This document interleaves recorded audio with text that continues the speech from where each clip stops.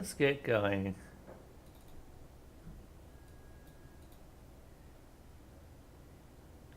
So I figured I'd probably get some Fallout Nevada done today, just because I haven't done much with it, and I want to. And hello, everyone. Welcome back to the campfire. Yeah, we're here to get a car, or we're going to get a car. Looks like, who do we have with us?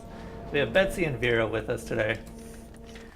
Probably because, if I remember correctly, Reason is out of ammo, and yeah, that's pretty much it. Reason's out of ammo. Also, let's see if we can't get this thing repaired. Since we need to go back to Lovelock anyway. Radio station, here we are.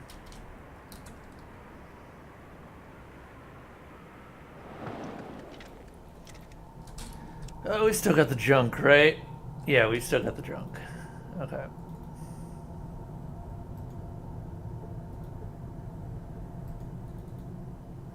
So we need to repair, well, this place. Hopefully we still can.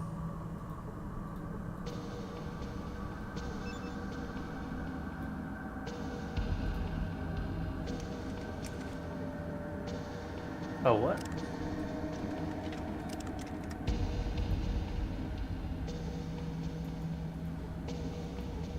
Okay, what about this one?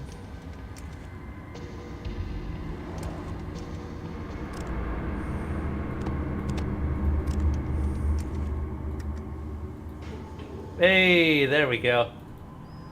Okay, we've got the generator back up and working. Fantastic. So we can actually get in here now. Is there anything other than this? There's a security card. I wonder what this goes to. A special key card that gives access to Lovelock radio station bunker. There's a bunker around here?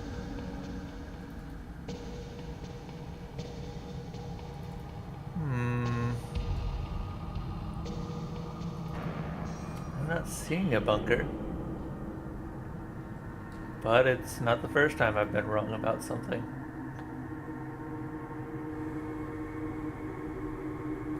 Take a look around outside the area.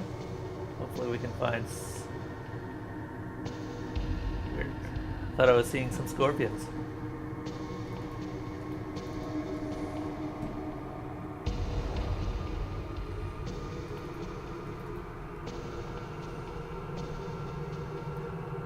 Well, oh, what's this room? I didn't notice this room until just now.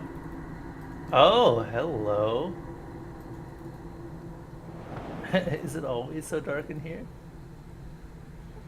Ah, that looks like a mainframe. We need the key card to open this door, so let's go ahead and open it. And let's take a look around. Now that we've passed through that door, we can actually take a look. Oh, that's... ants! I didn't see the ants until just now. However, we happen to have one of the best ant-killing weapons in the game. Meet Betsy, the flamethrower. With over 100 rounds of fuel, we can toast all of the ants at the same time. Without even needing to reload.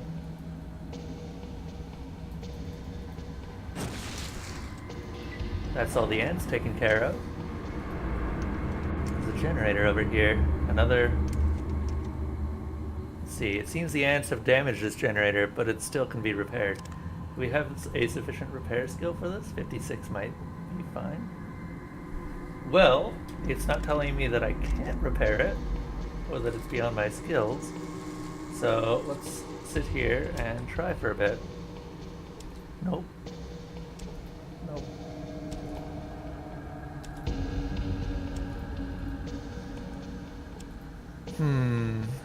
I feel that our efforts may be better spent elsewhere. We could repair it, but it's likely at the very upper end of my skill level. So we'd be here a while.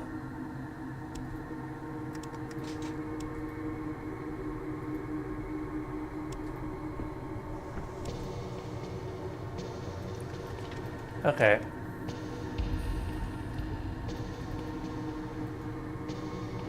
Well then, let's take a look around the rest of the bunker, shall we? It looks like this was at one point a military installation, given the American flags everywhere.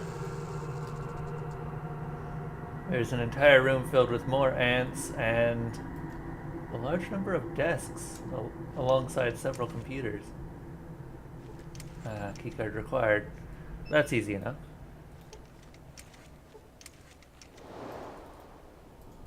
Okay, we can open this door. Alright, let's head in. First off, I suppose we should clear out the 2 ants in the area. Just so that they're not around. Easy enough with a flamethrower.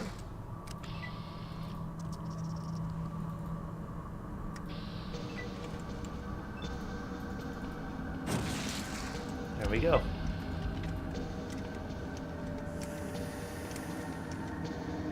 Flares. Starting to search through the desks.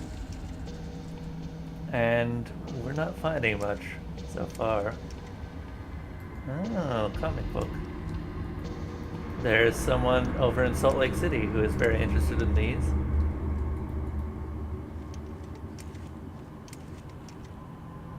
Some dollars. $12 to be exact.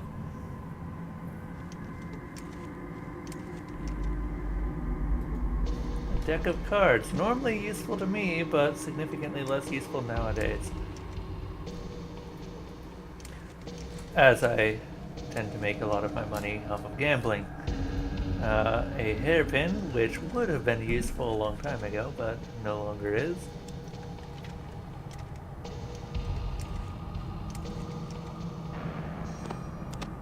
Huh. Excuse me. It looks like we found a big wad of money and some anti-smokers. What do anti-smokers do again? Expired for a whole century, tablets for those who want to quit smoking. The body of the user becomes hyperactive for a short time and the head unusually clarified. Interesting. The other door in this room requires a keycard, but it only leads to the area that we've already been to. Okay. We found a terminal, but it requires power. I assume that there are several doors here that will also require power at some point.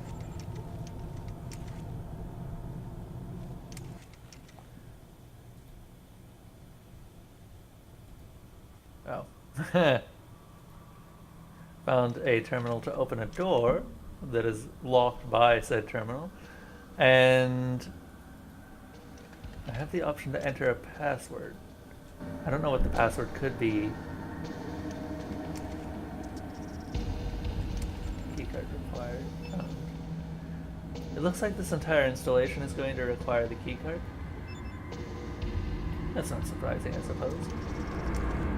Especially if it is something even remotely resembling a military installation.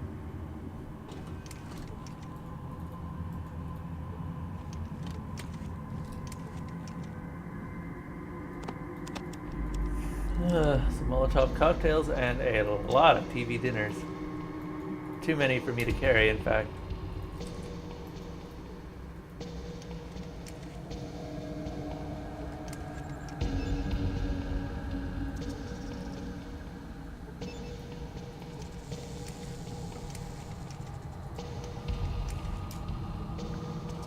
Another room full of ants. Nothing of interest, really. Just ants. But it helps to get rid of some of the weight that's encumbering me with the flamethrower.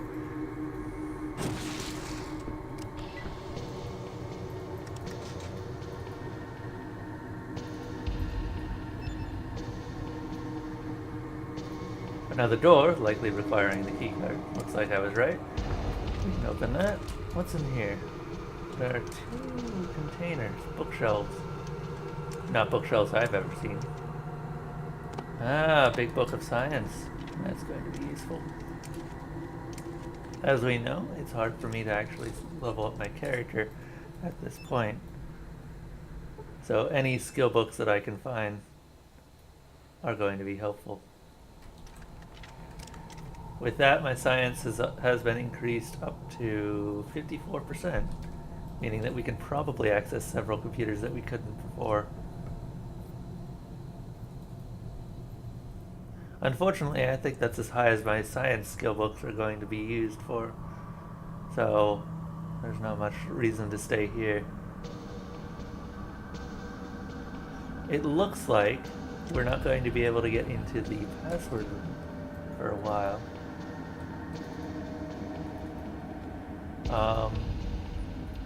Until then, there's a light switch. Aha! I found a light switch near the original staircase that I came in from.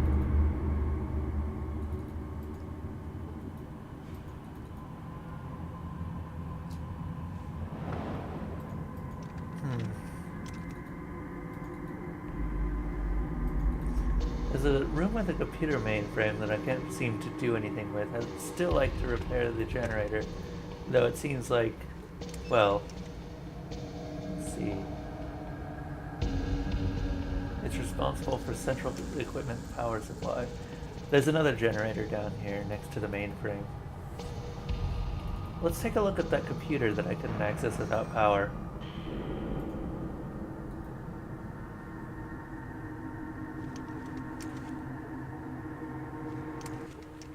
The terminal cannot connect to the station's server, which is located in a different part of the bunker.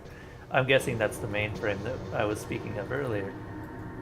So, I guess we'll head back up. We need to find a little bit more skill. In the meantime, we can go get the car.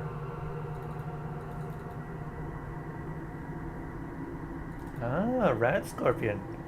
Well, far be it from me to leave this thing alive.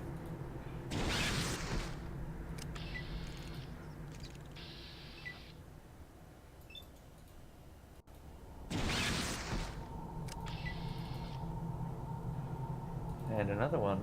There's a lot of rat scorpions in the area.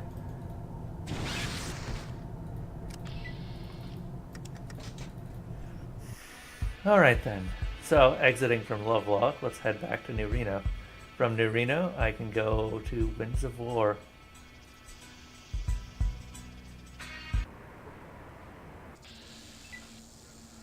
And we get waylaid by a bunch of robbers. That's fine, Betsy will make short work of them.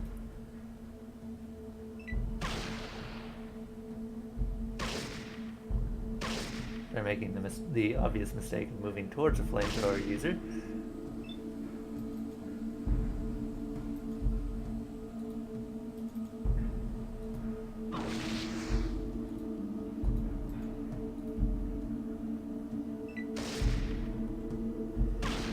However, I am getting quite wounded here.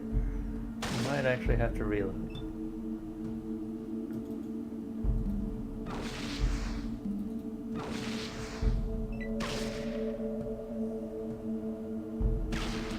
Yep, we will have to reload. Ah, damn. Unfortunately, I think that the last save was at the beginning. This is usually why I saved before I go anywhere in Fallout Nevada. Because random encounters will, and commonly do, screw you over.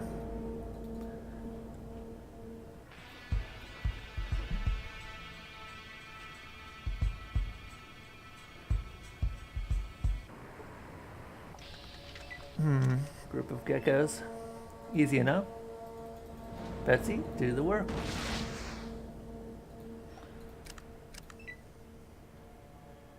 That's fine. We can go back to the bunker the next time that I see it. Now I know that we can't get much further in until we actually have the repair skills.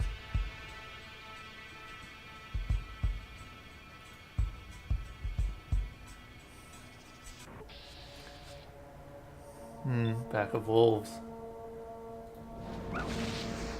However, wolves don't like fire much, do they?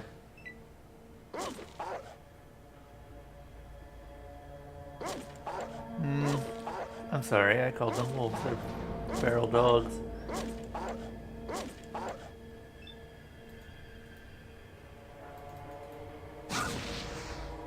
Two dead? No, one dead. Betsy's been reloaded.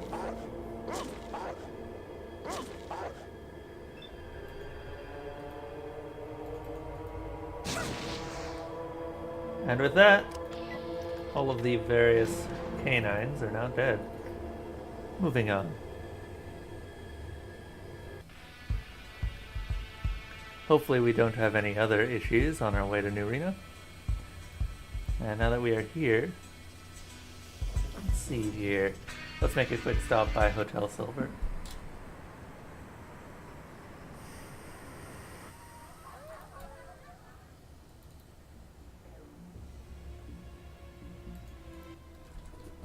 And refill on ammo, as we always do.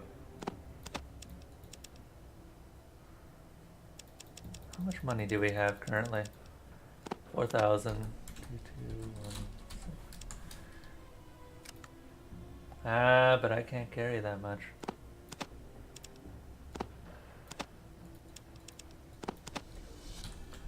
One, 5, 5, 6. Some ammo for Vera and Reason and Betsy. Not that Betsy needs much more ammo at this point. Couldn't carry all of Betsy's ammo, so I put some back.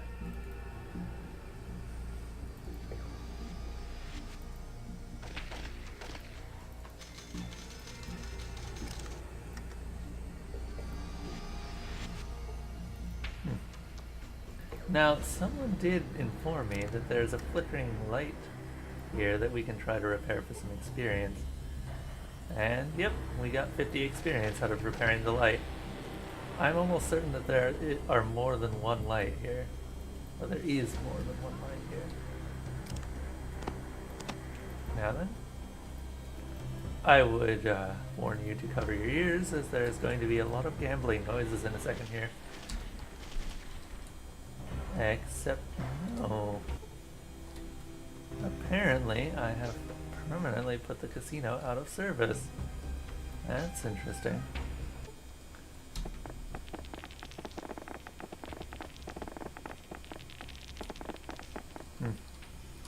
It seems that I'm not that lucky at these tables.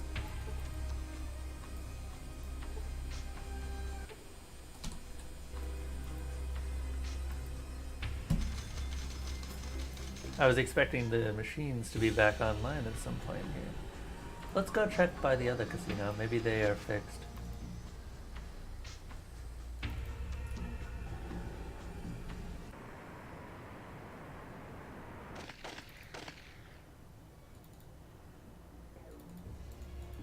As always, the casino guards don't especially like me having my weapons out, so I put them away for now. Where exactly I put them away, I'm not entirely sure. I just know that they're not in my hands. Out of service lights here too. That's not good.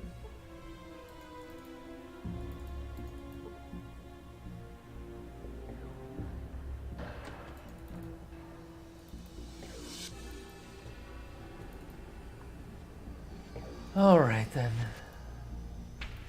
Shall we take a little bit of a look around?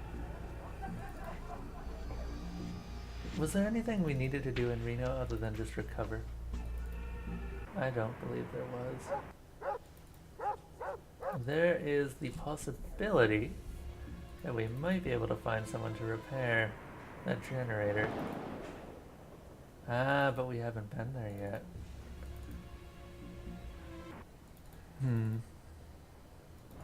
Well, from here, I think it's time that we head over to the Winds of War. Winds of War shouldn't be that long of a trip, but, though it may be a harrowing experience, unfortunately. I believe all of the rest of my weapons is stored in Winds of War right now, though I'm not sure. Eventually, I want to move them all into the car, but until then, we don't have that ability.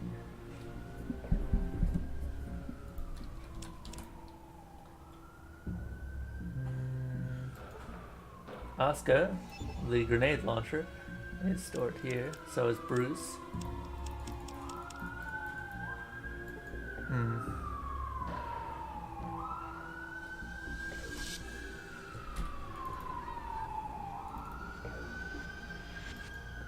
Unfortunately, we can't go directly to Winds of War from here. The courier service doesn't take me there. It can take me to Las Vegas, which will be a much easier trip than trying to go from New Reno to Winds of War.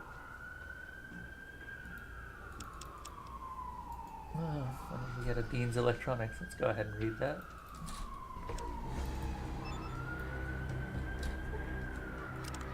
That puts our repair up to 60, which might actually be enough.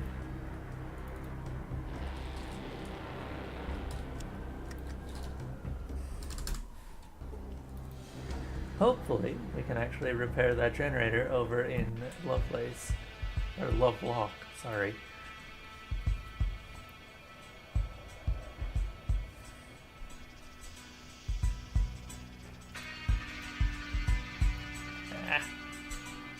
Hard to click. Radio station. Alright, here we are again. With a 60 in repair rather than a 54.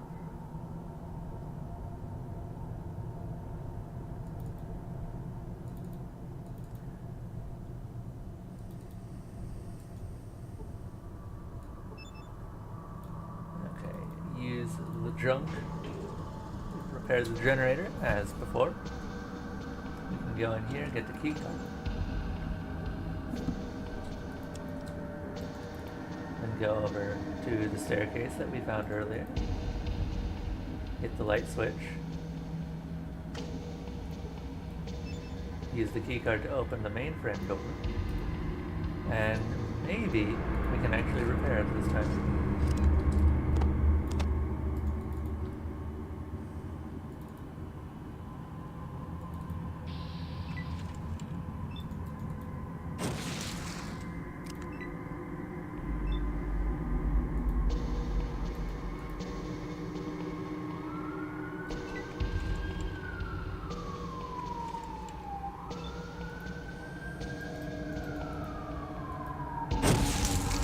There we go.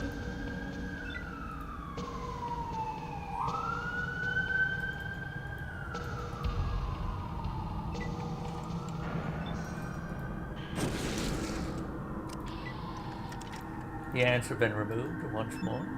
Let's try and repair. This may take a while.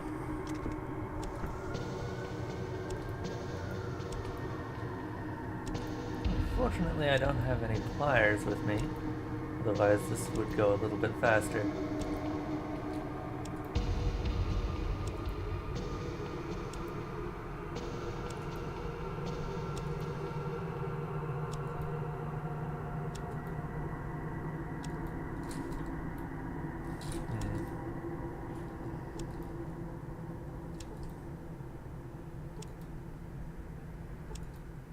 No luck. I guess 60 just isn't high enough.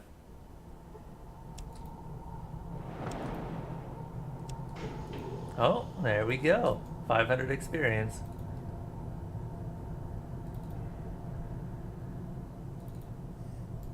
I guess 60 was high enough. Fantastic. Go ahead and open the door again, and this time we might actually be able to open up the computer.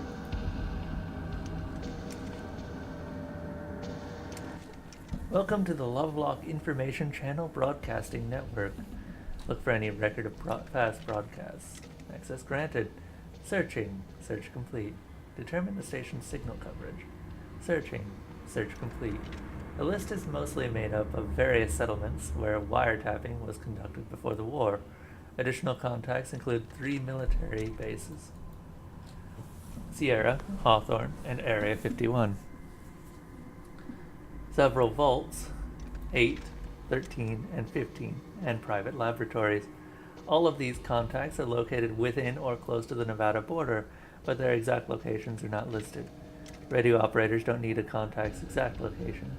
They just work within their channels. Scan every frequency for a signal. The Lovelock radio station receives and transmits signals to a predetermined range of communication channels designated within Project Nagasaki. Wiretapping programs are not currently in effect.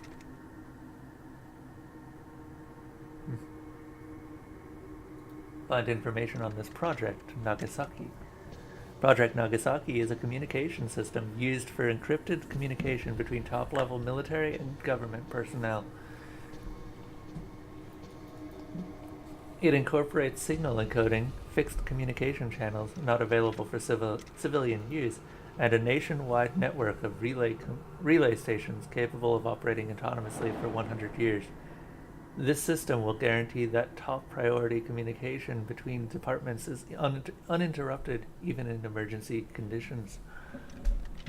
This name is familiar. Project Nagasaki is named in honor of one of the most powerful nuclear tests in American history. That's all the information I need.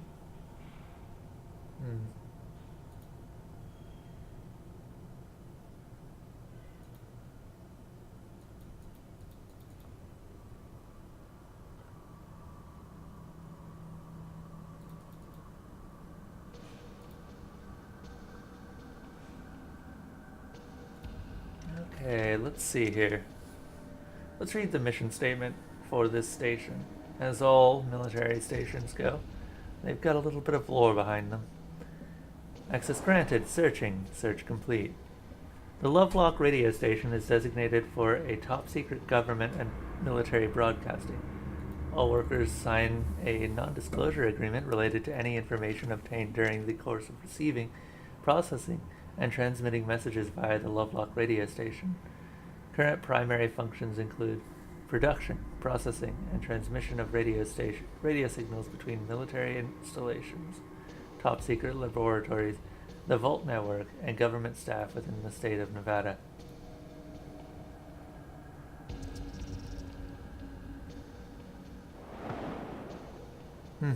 So it's a wiretapping station.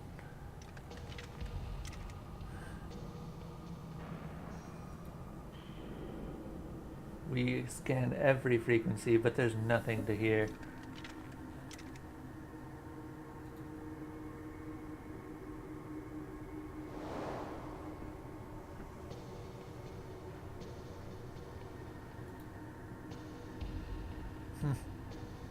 It seems like no one's listening either.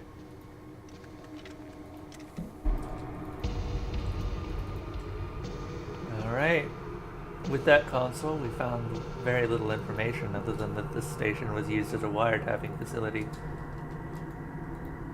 Not encouraging, I suppose is the word I was looking for.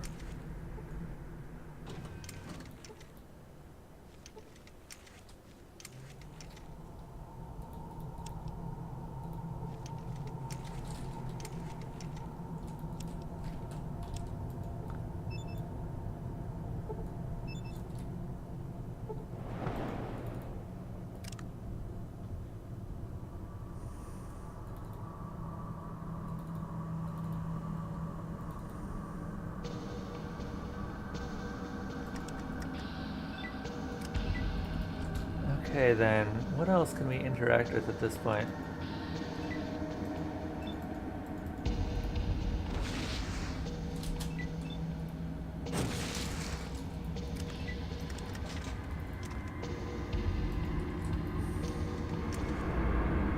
Well, there's the password.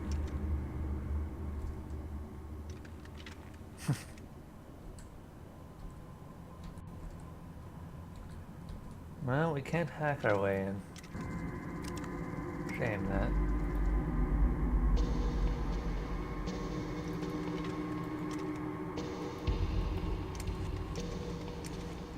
We could try to guess the password, but since it's a alphabetical password, we wouldn't have much luck.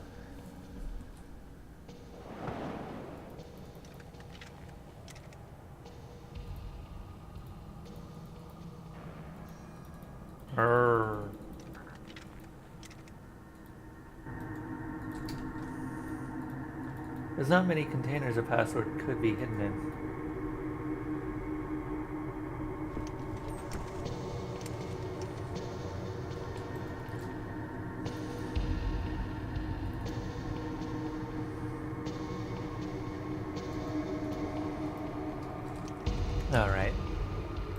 This looks disturbingly like the Enclave Commander's quarters from Fallout 2 as well. I wonder if that's intentional.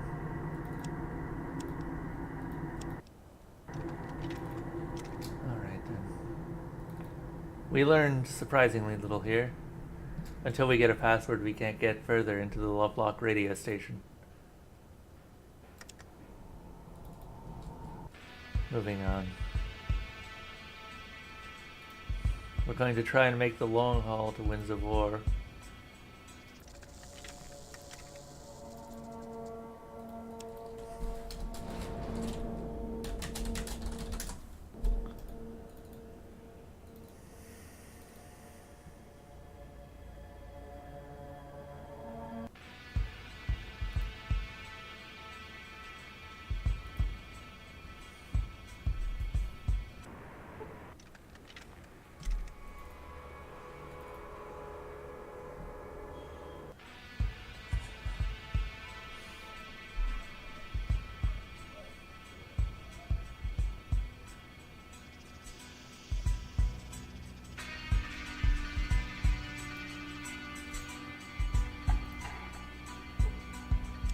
Of wolves.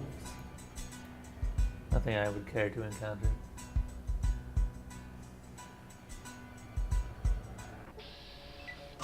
And once again we find the same rookie fighting the same bandits.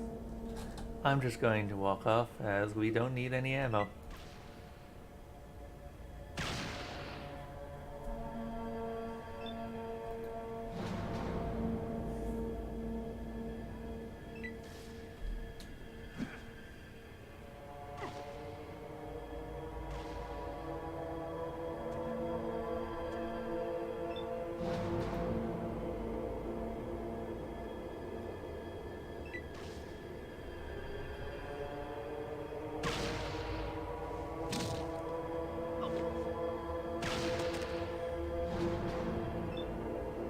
Just going to let them kill the rookie.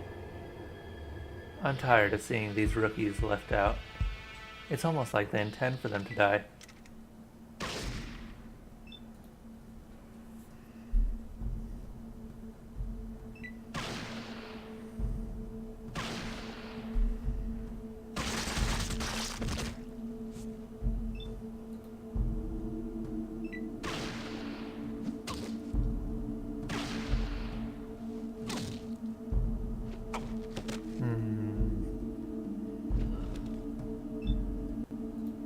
You know what? This one I will kill.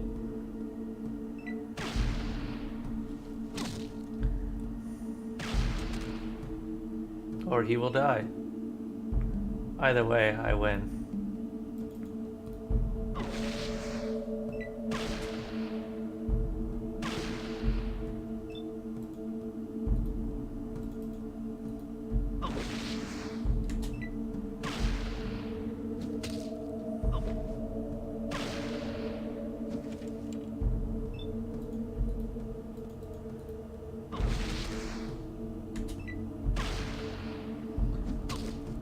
These are always close fights for me. My character doesn't have much durability, so I have to be careful. Even with 2 bandits, a single lucky crit can get me killed.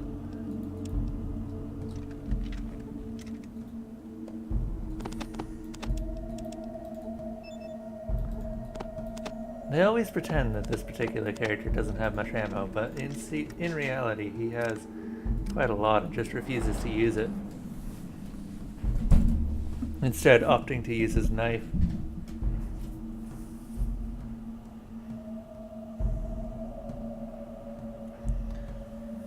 We'll just rest in the bodies of our dead foes.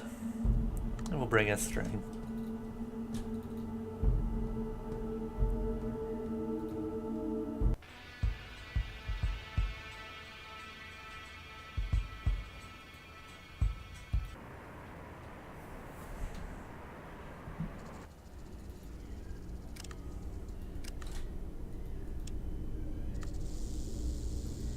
So, we finally made it to Wind of War.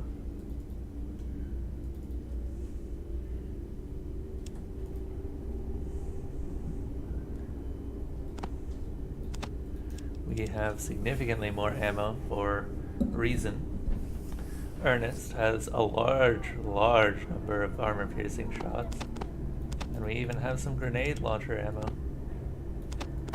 Vera has a fair amount of ammo as well.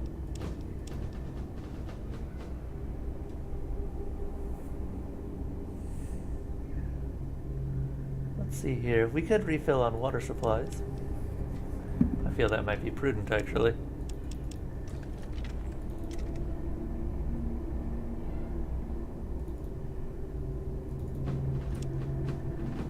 Okay.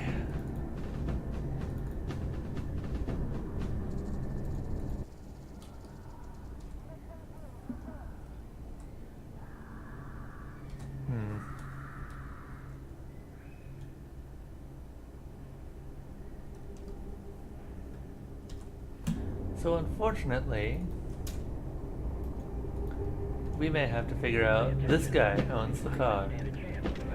But I don't know how to get into the car without killing him.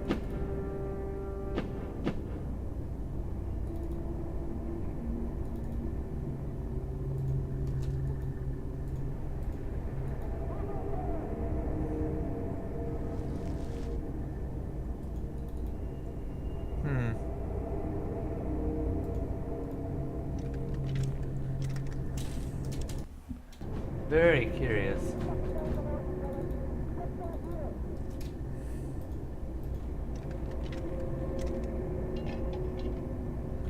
Is it possible to get upstairs?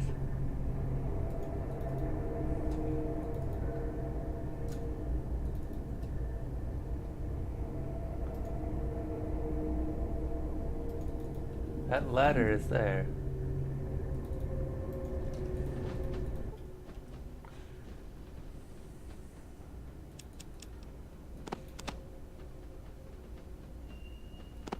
And we'll keep those.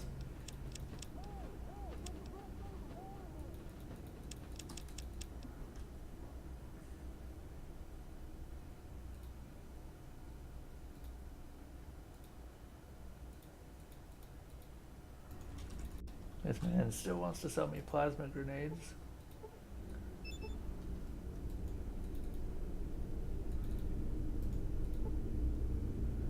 Why is there a wooden wall here? Unusual. Is it possible that we can, oh, I don't know, burn it down? Or explode it? Probably. We do have some dynamite. It's worth a shot.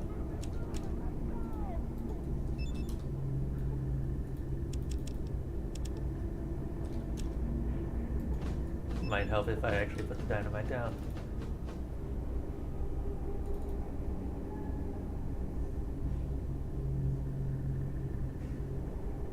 And now we wait as the dynamite slowly ticks down. Nope. That wooden wall is far more sturdy than your average door. I suppose with a door you have to make the assumption that it will open at some point and add hinges.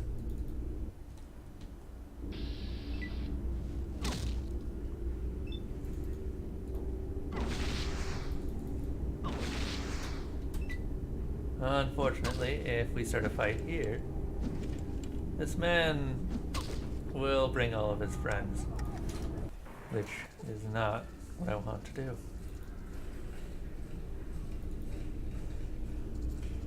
There's a ladder right there, but I can't get there.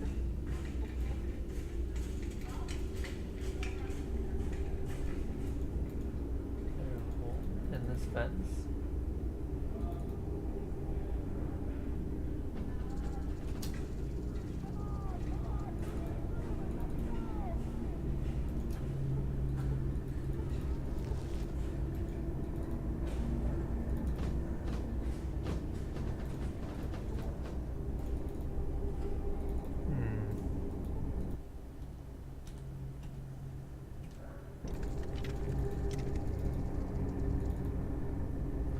Was telling me that there was a NPC in one of these camps who might be able to help me. However, I'm not sure exactly what I'm looking for at this point.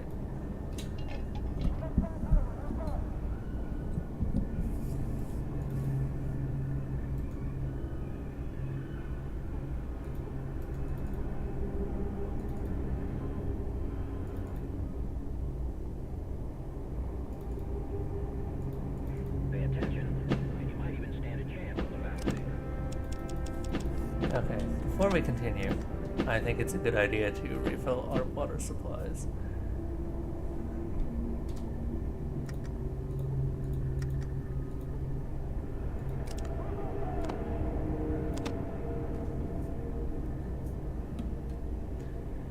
Okay. We know where the car is, but we can't get to it without starting quite the fight.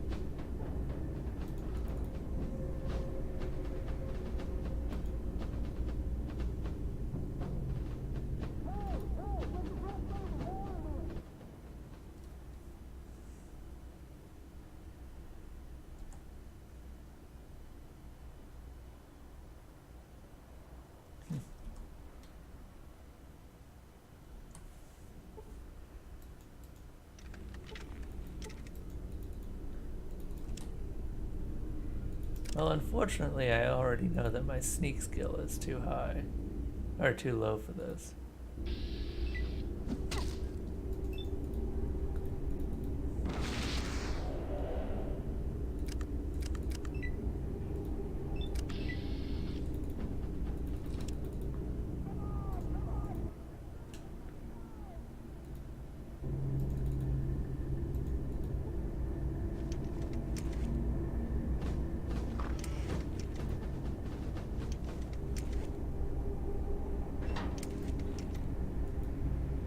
See what this ladder does.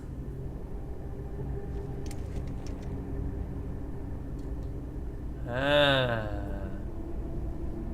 that gives me a little bit of a hint.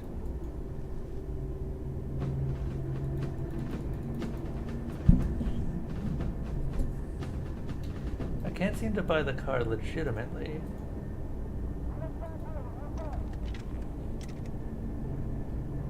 Is there a way to get in illegitimately?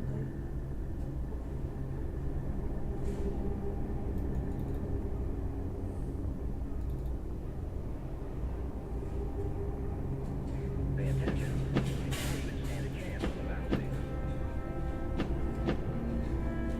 Without killing him, preferably.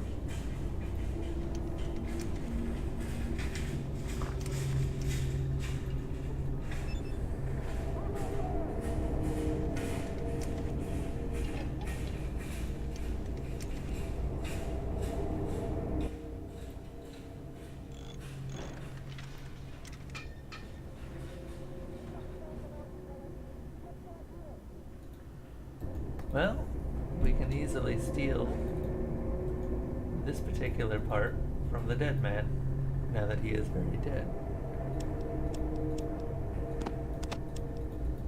Along with a very large amount of bullets.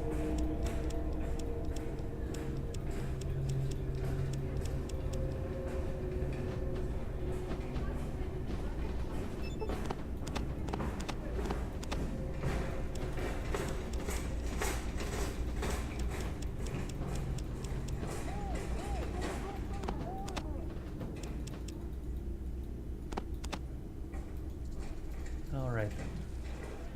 That's the ignition key.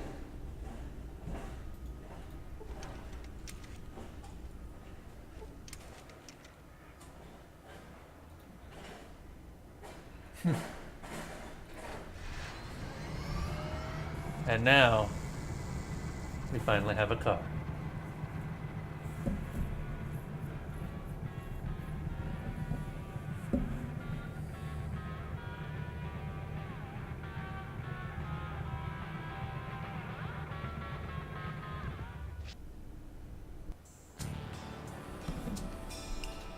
Apparently this car uses a huge amount of ammo.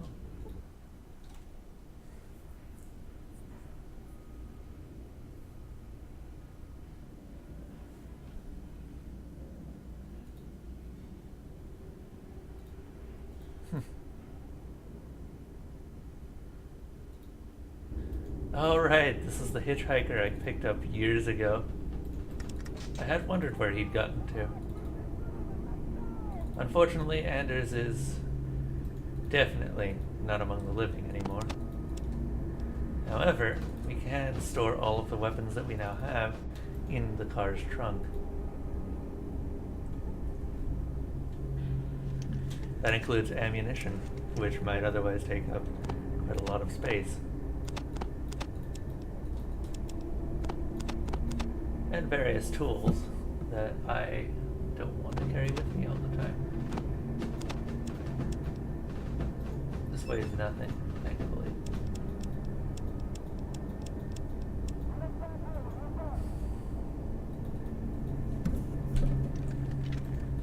Alright, let's pull the entire cavalcade of weapons from our storage lockers. Oh, how much space do we have? It'd probably be easier if I put Betsy away for now. Might even stand a chance on the battlefield. Betsy weighs 100 pounds. She's a big girl.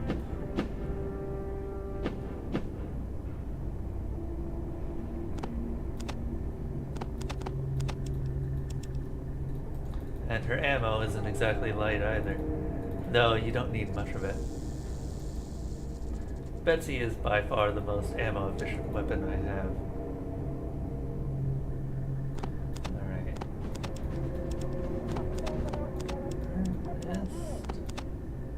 The mini nuke, grenade launchers, various high power weaponry.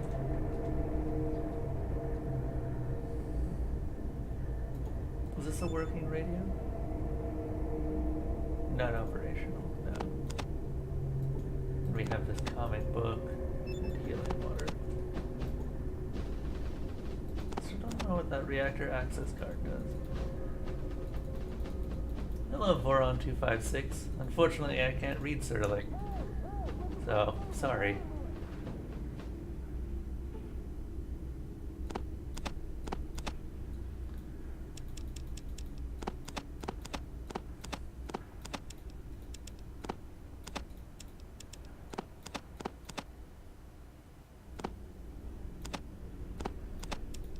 Go ahead and put all of that away.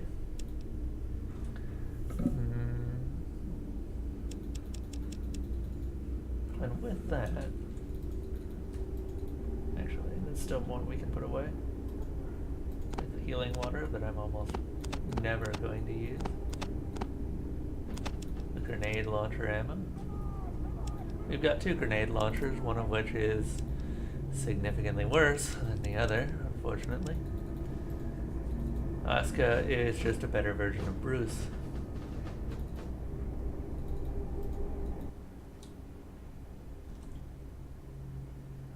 Sell him this. I don't have much use for it.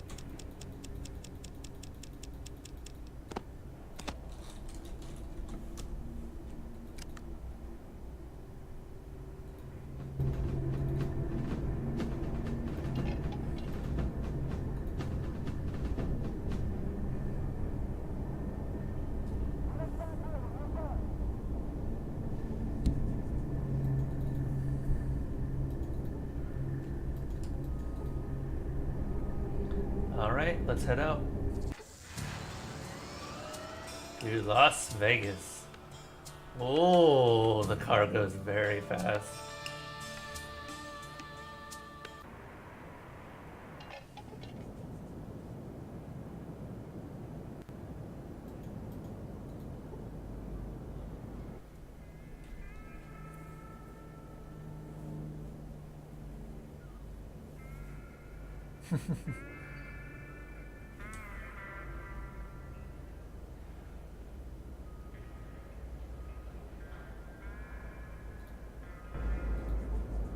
Alright then.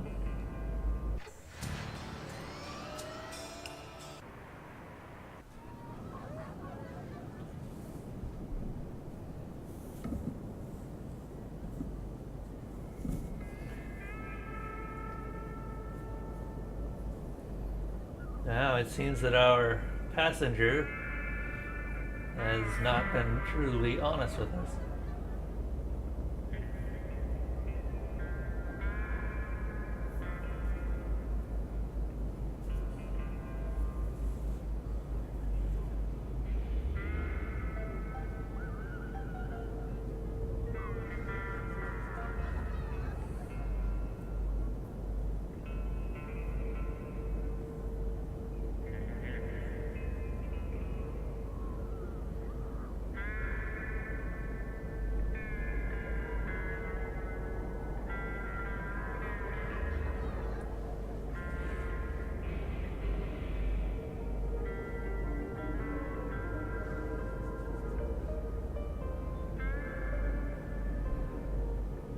Huh.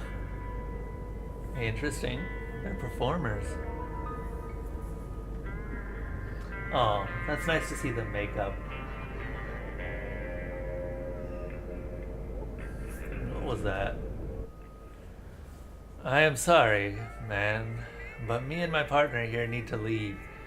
Thank you for the ride and everything. Oh, and about your payment. Sorry, I lied. I have nothing right now, but someday I'll find a way to pay you back. Honestly, no bullshit.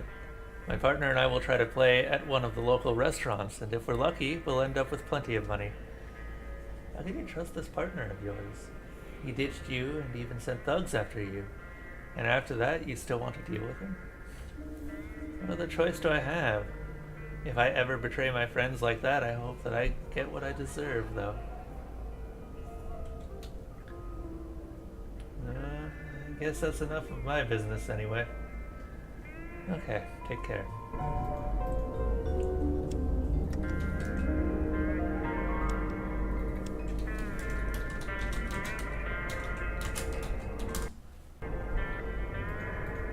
Alright then. Let's head back to New Reno and pick up the rest of the weapons, and then we'll be on our way.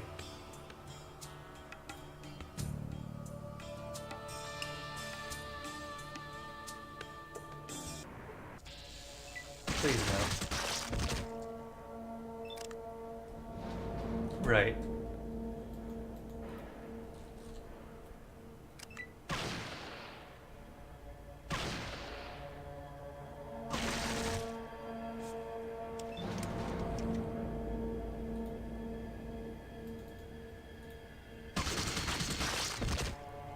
He never knew what hit him.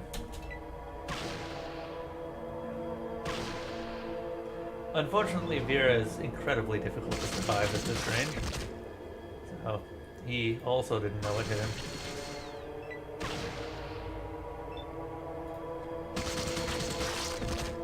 And they're all dead now.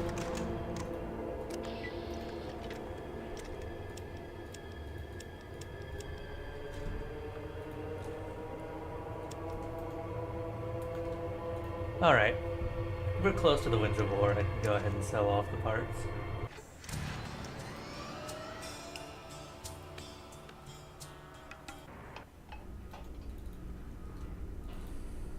It is a shame we had to kill Technician Anders.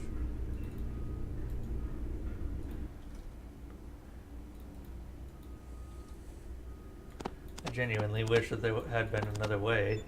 There probably was, and I just didn't know about it.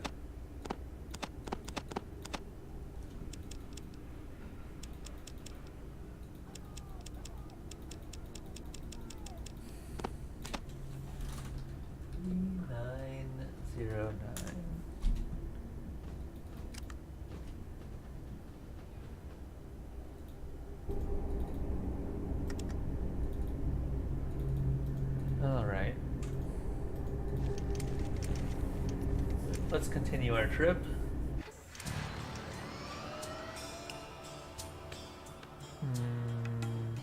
New Reno.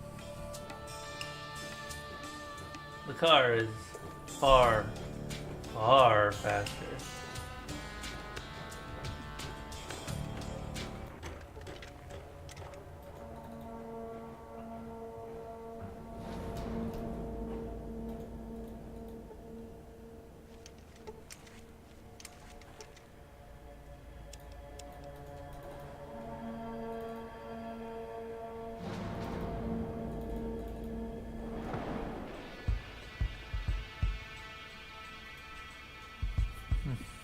Didn't realize that you could get to the outdoor cinema.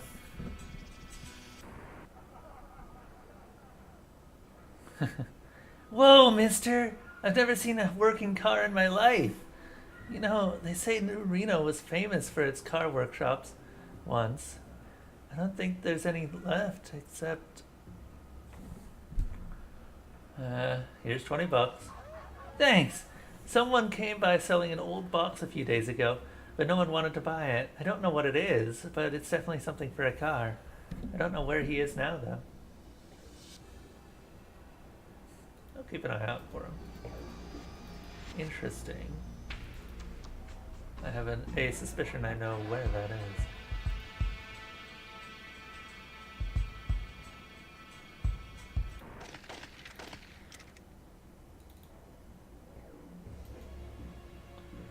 Except this man never came back.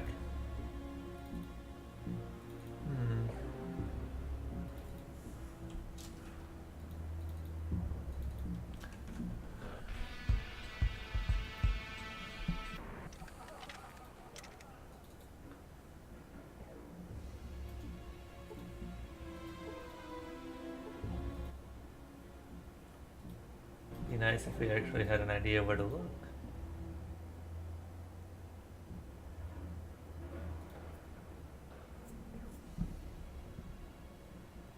Looking for a man they call Baldur Maxon. He has stretch marks on his neck. Have you seen him? I think I've seen someone like that. But if you want to know where...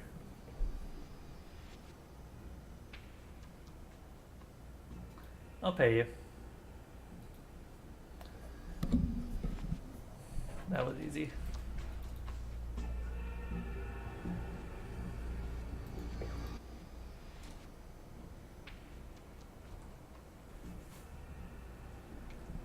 Did you see a fat man with a scar on his neck? Yeah, I saw someone like that. Hung around the caravanners, wanted to go somewhere. Ask them, they may tell you more. Thanks. This has already been more information than I've had in the past week. And this is the last, or one of the last quests left in Reno.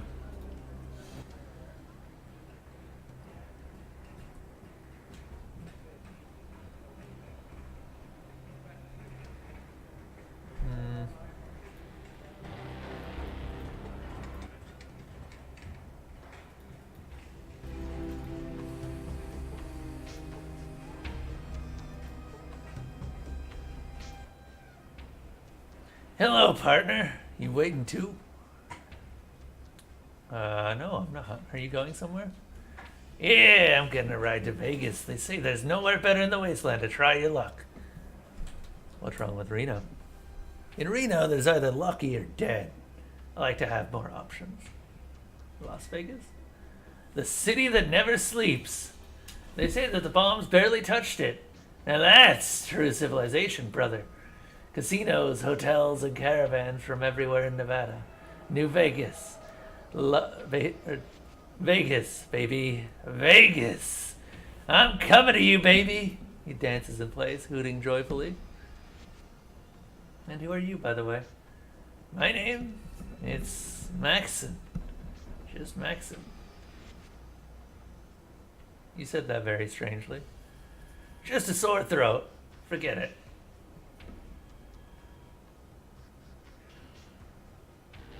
Have you ever been called Baldur? The smile doesn't leave his lips, but it disappears from his eyes. Hey, that's just low. I happen to think the bald look is good on me.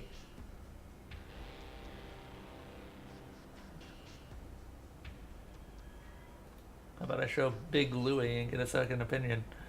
He fixes you with a hard stare for a moment. Now, listen. He looks around and leans in toward you. I just want out. Out of that gang, out of that life. You want my advice, you do the same. I just want to disappear, okay? Maybe. Why? I have a very lucrative deal lined up in Vegas, and I'm not going to miss it.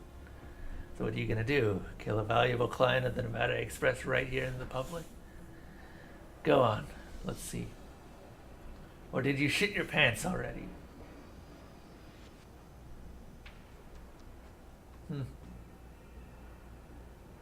If you want out, I can help you. You really think I'm going to believe that? Why not? You think I want to spend the rest of my life with Big Louie? No, I'd rather have good friends in Vegas. I don't believe you. Well, what do you tell Big Louie? That you let me go?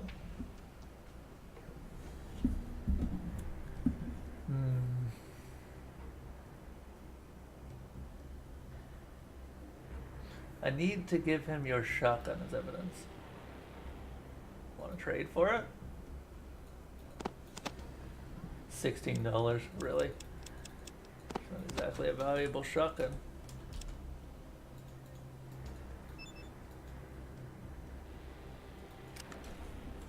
There you go. And leave me without a weapon? No, you can't pull that shit on me.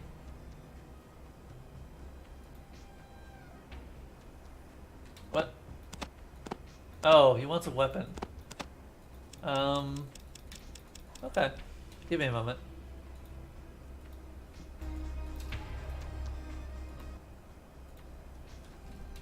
We'll buy a pistol from here.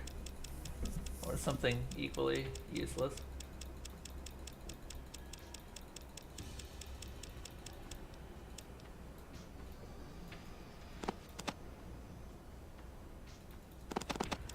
Believe me, this is more value than I would like.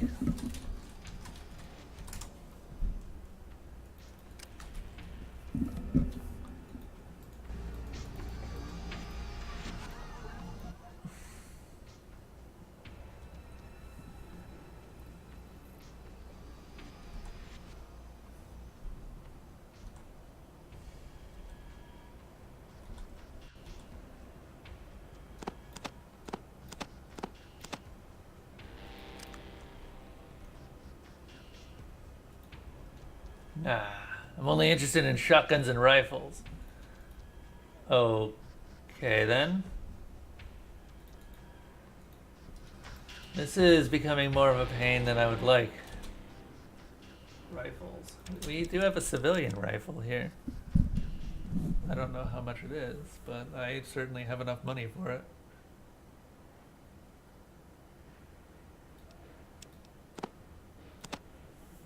$3,021. Yes, sounds about right. 2,800.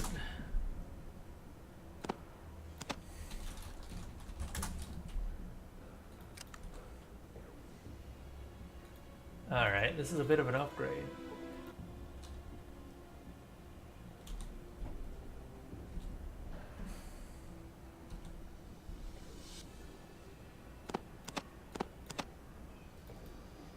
Damn it.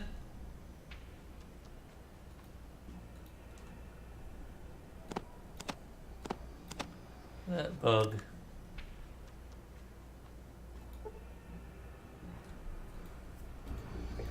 There we go.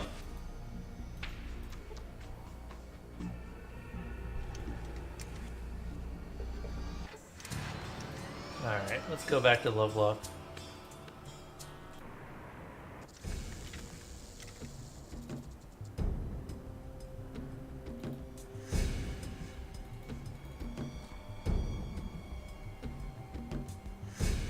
And talk to Big Louie.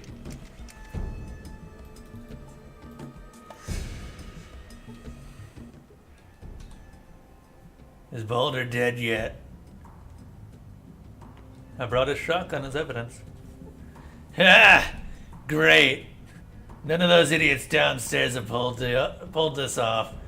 Great job. Gives you $1,000. And keeps the sawed off.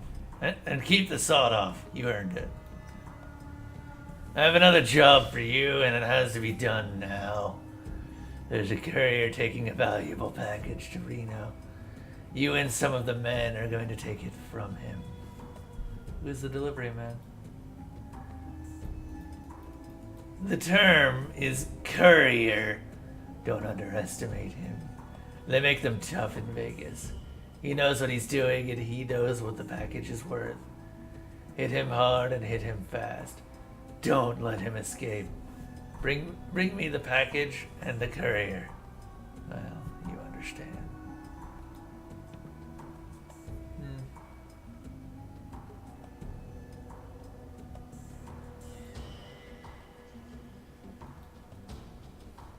Reno is forgetting Big Louie.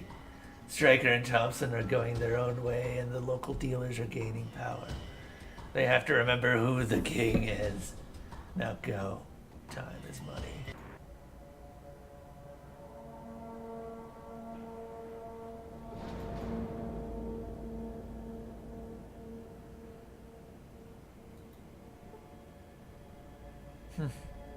We can betray them. Be careful.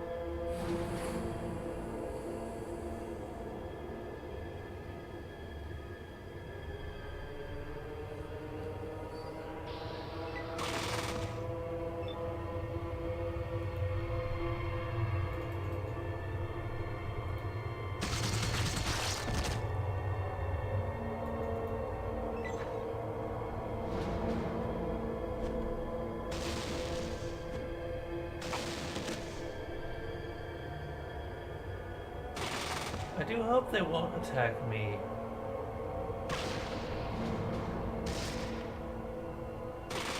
I kind of want to help them survive.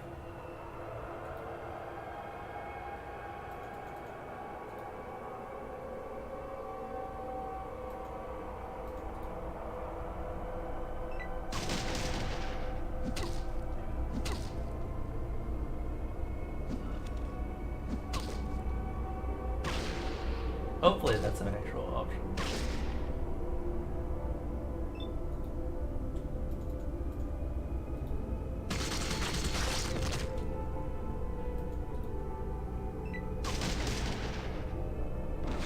Nope. They'll attack me just like everyone else. Damn. Oh shit, really?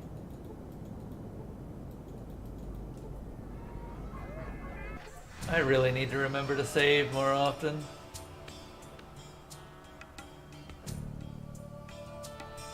Okay, that's fine. This way we can get boulders. Hopefully we get that random encounter that always happens around Winds of War. No? There we go. Yes, we actually won it this time.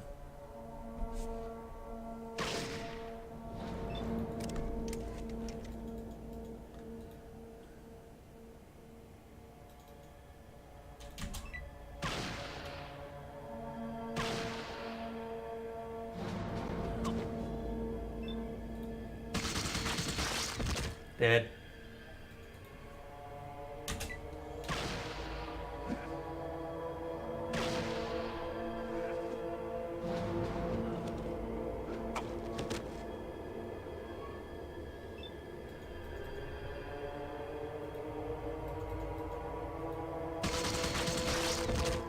That ought to put him in a good situation to survive the encounter.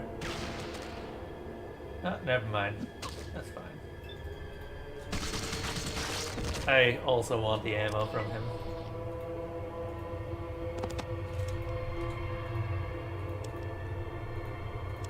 But more importantly, I want that pistol.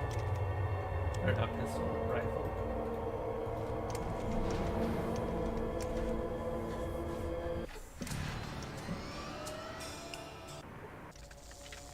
Oh good. It wasn't what I thought it would be.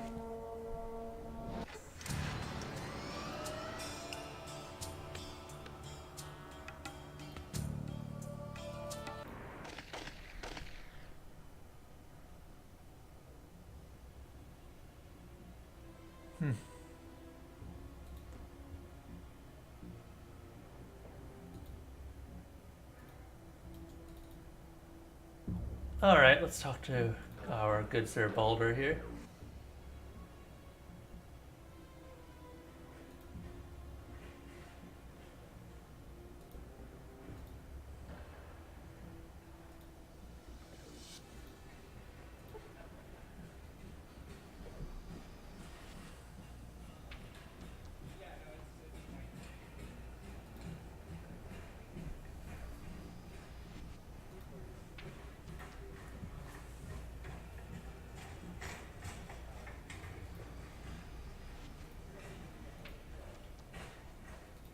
Oop.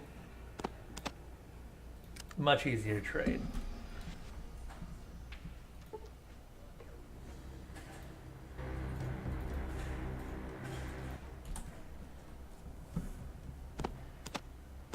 Wait, we need that. Almost traded away the thing that I just traded something else for. Get that. I'm never going to use assault rifles, but I will happily use everything else.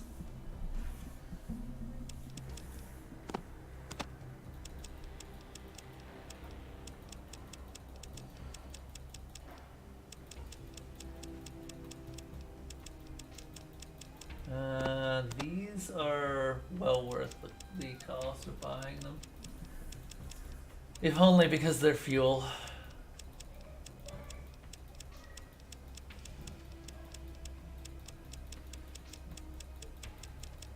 Did I pass the money? No, I didn't. Okay.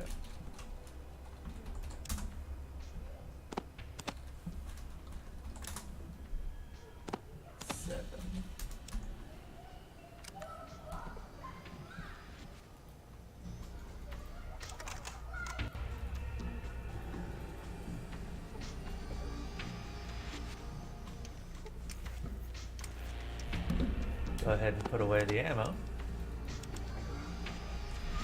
We want as much of this as possible by the end of the game. Also interesting to note that the car actually does have a weight limit, unlike the previous car. Do we have... We're not using another weapon. We might as well pull out something. Yeah, we'll pull out Ernest for a bit.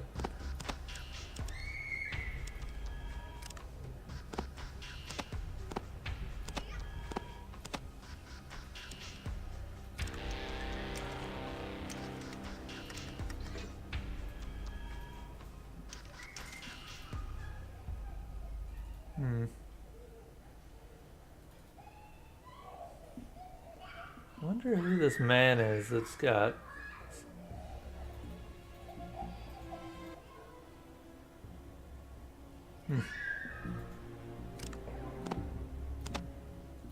Also, we might as well stock up on whatever money we can here. At least I figured out you can just hold down the button. And it makes gambling a heck of a lot easier. Except the out-of-service light is still going on. I guess the casinos aren't, in fact, infinite. I suppose that makes sense.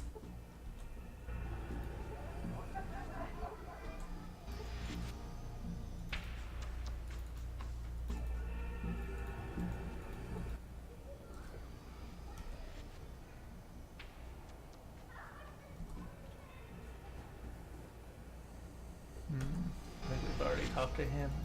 There's not much to tell about Reno at this point. I've done more or less all of the quests relating to it.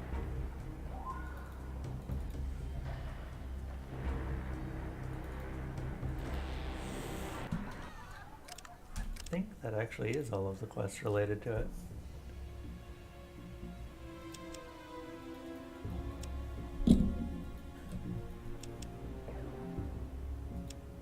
Did we not kill Bert? Oh, well, we killed Huey. Oh, that's never happening.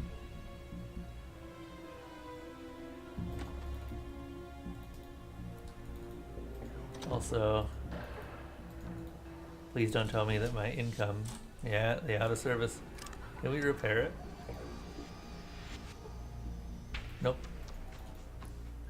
Those are permanently out of service, apparently.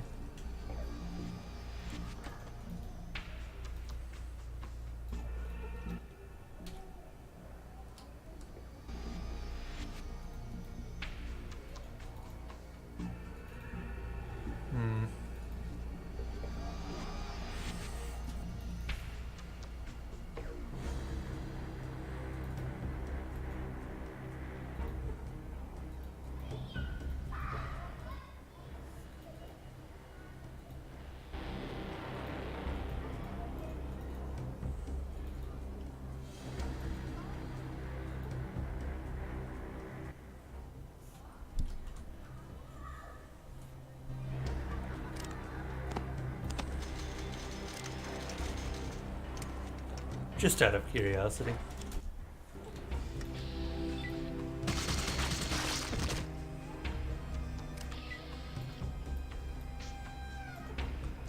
Got a ring.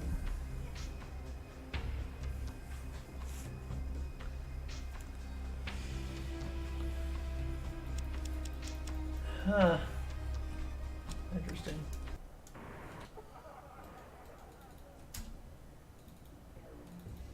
Suppose I shouldn't be too surprised.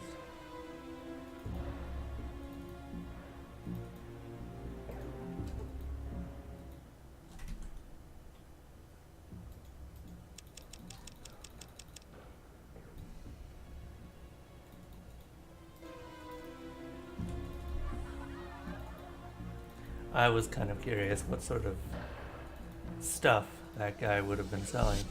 But he has a ring that I have no use for right now.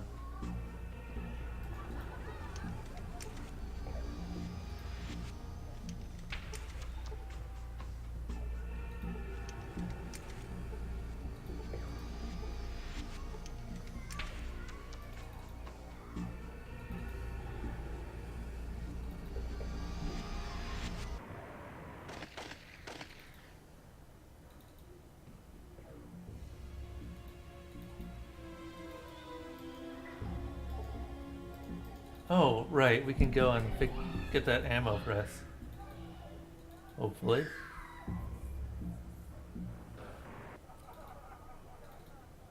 If he's still there.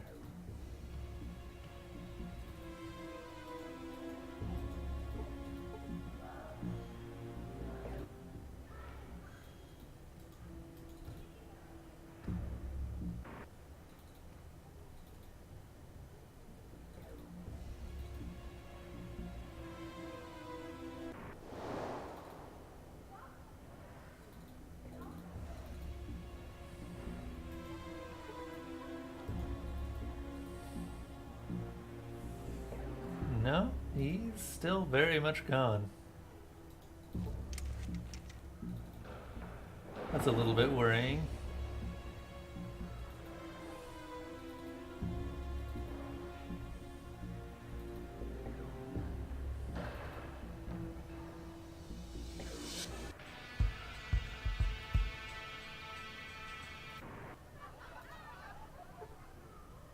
Well, let's pull the weapons out.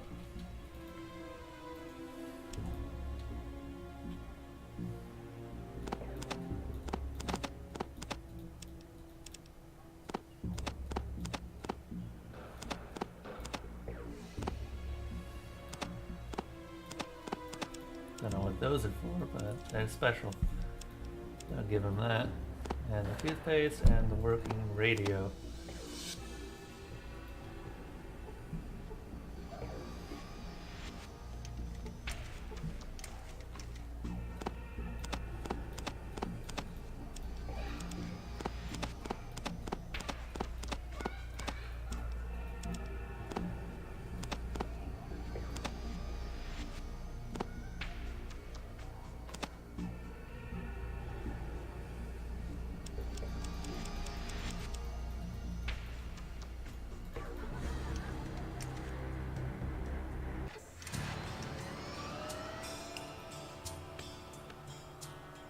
Oh.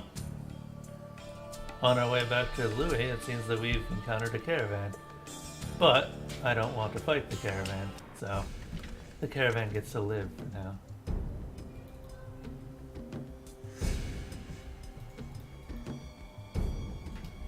What was this car?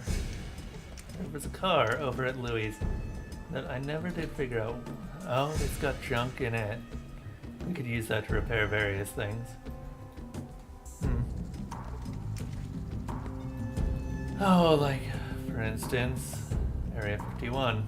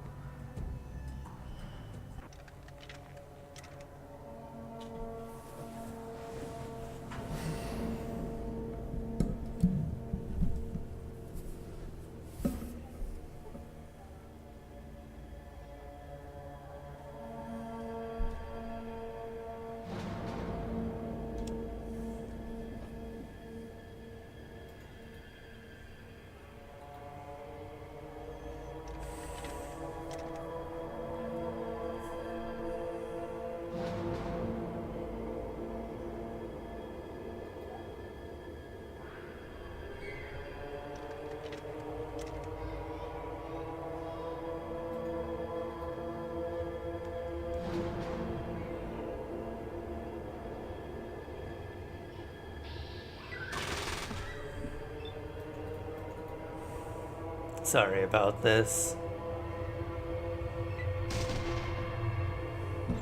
Really, really sorry about this.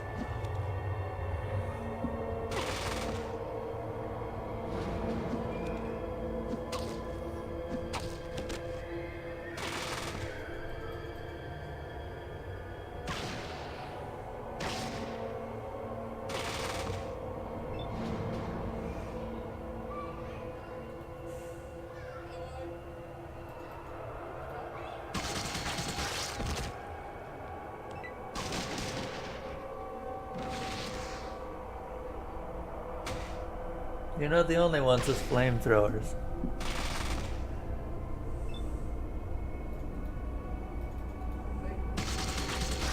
Or big guns in general. Meet Vera.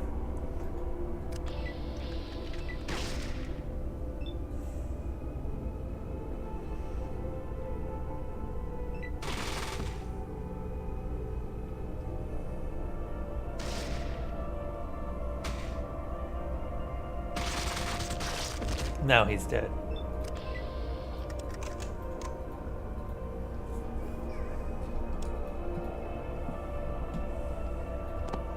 He had a laser pistol.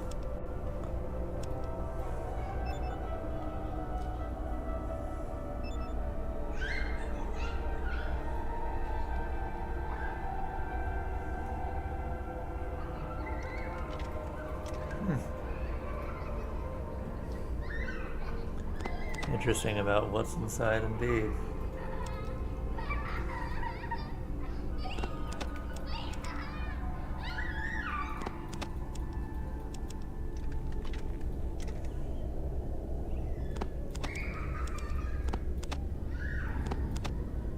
Yeah, there are small humans outside again. The child grinders are not operating at maximum efficiency, it seems.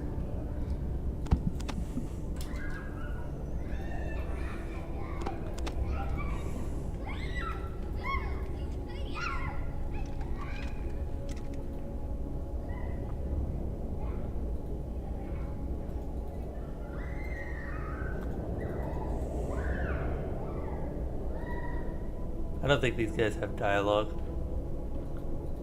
I don't think they have pop-up text. Alright then.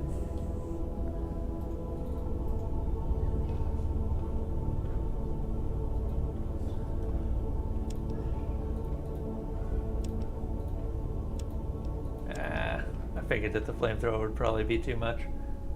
That's not surprising.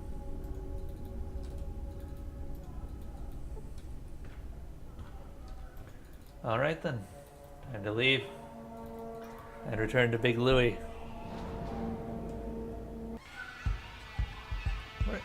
We're in New Reno again. Well, the roads are fast at least.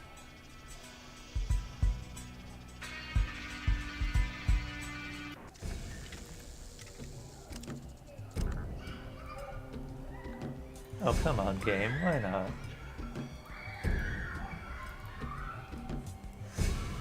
So as we return to Big Louie's, we kind of ask ourselves, do we really want to be working for Raiders at this point? Sure, we got press gang. Oh, fantastic.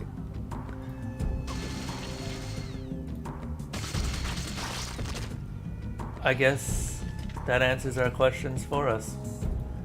No, we don't want to be working for Raiders.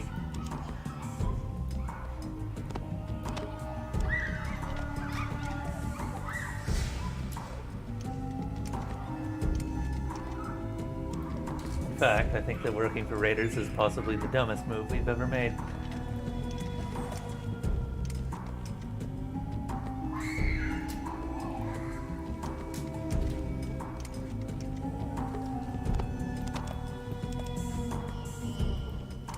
That's fine now.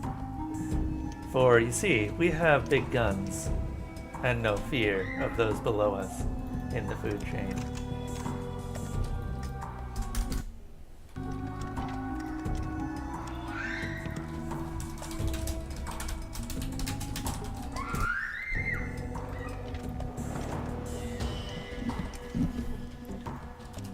Alright, time to leave.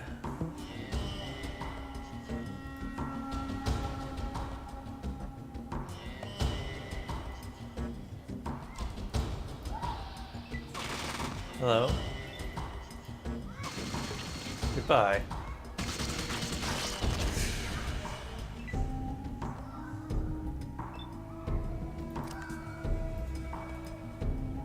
All we have to do is get to the end of this rather long stretch of ground, and then they can't shoot us anymore. Or even follow us, because it's Lovelock lands, or Cheyenne lands at that point.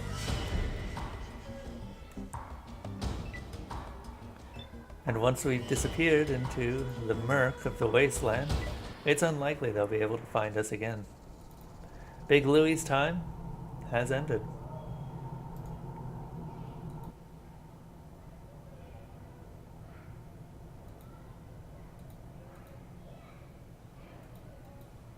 We already asked the Cheyenne a while back why they hadn't ever killed the raiders, even though they likely could have. There's more of them.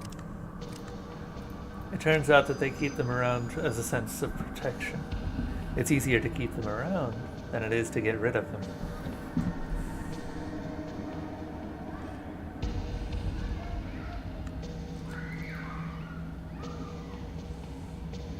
They're a necessary evil, I suppose.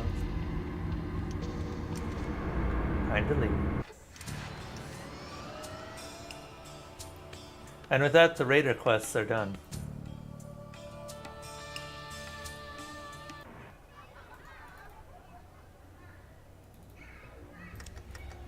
And Betsy is going to become our main gun again. As it looks like we're running out of ammo.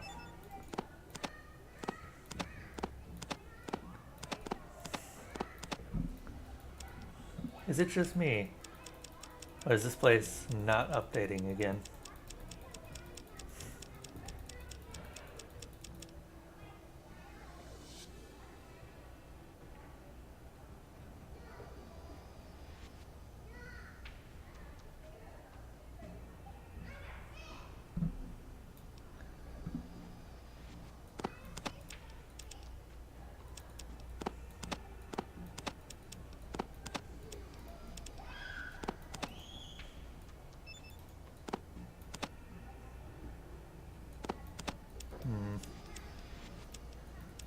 We don't need this courier's suitcase anymore. Well, that's not entirely true.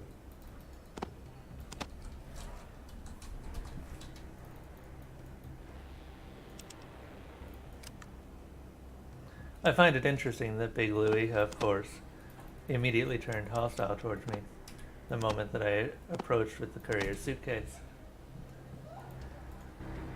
That's not surprising, I suppose, but a little bit disappointing. I was hoping to portray him in a more fantastical way rather than him trying to kill me.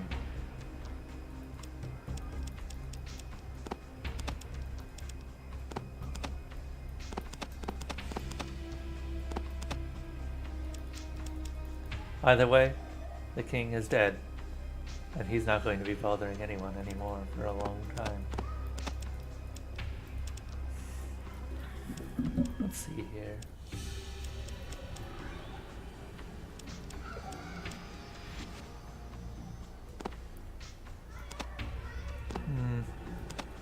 I think we're going to have to use reason for a bit. As unfortunately, we don't really have much of another alternative right now. I suppose Betsy is always there. Betsy is consistently there, always available as an option. A backup option, granted, but still an option.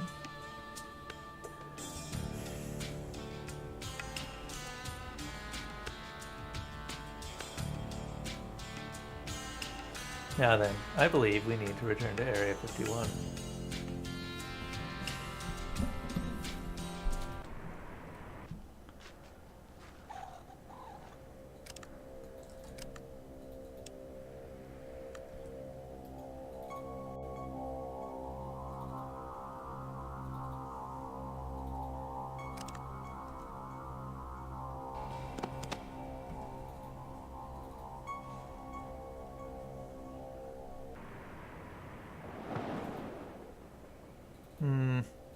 Actually, this is a bad matchup.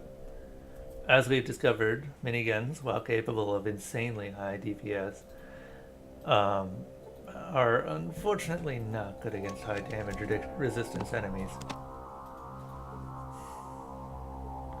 Aliens definitely count as that.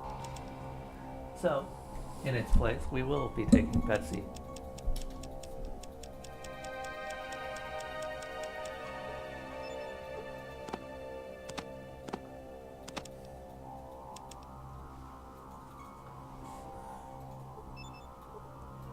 The car has 15% power. Why not charge it with more?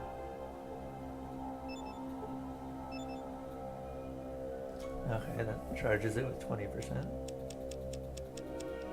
That's quite a lot of, well, nothing that I got out of that.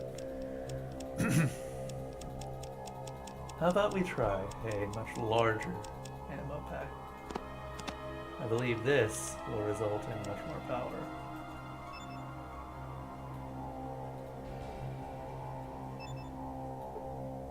Yes, it does.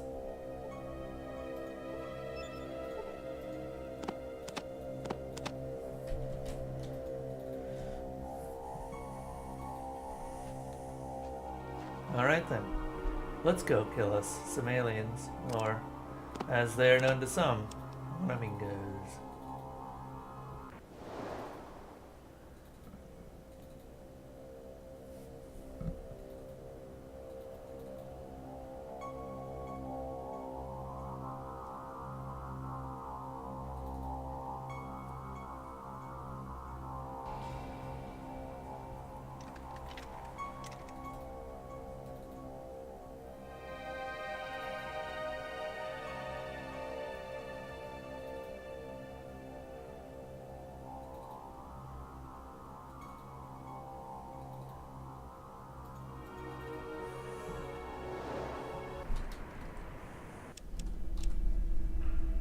Alright.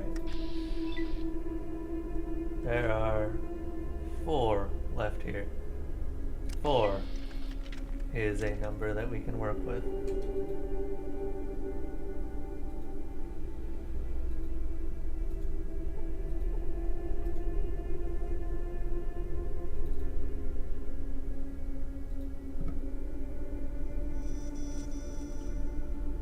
And as we approach this duo, I start to wonder if this was actually a good idea.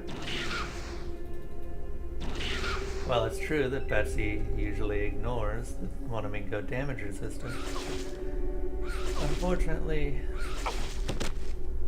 yes, they will all call each other.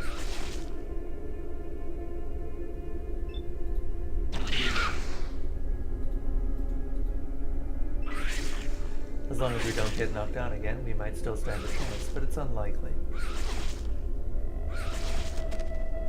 And as I said, it was unlikely.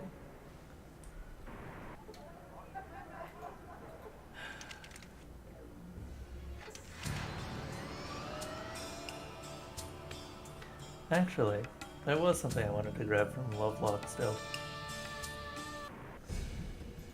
I think it's time that we take our favorite gun out for a bit of a spin.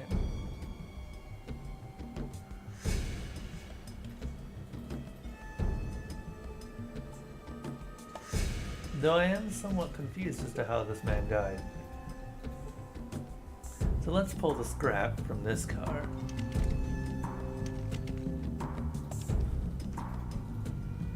And with that, we can actually repair Area 51 and bring the entire base back online.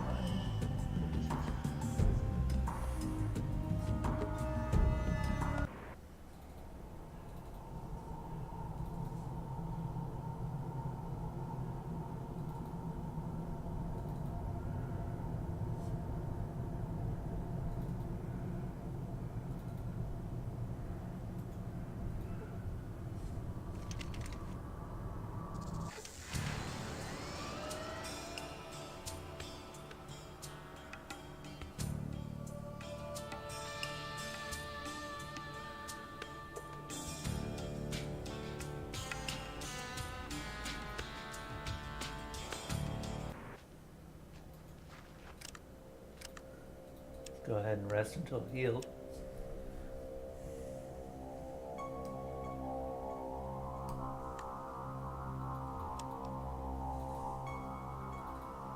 And hopefully we have the repair skills required to actually repair this.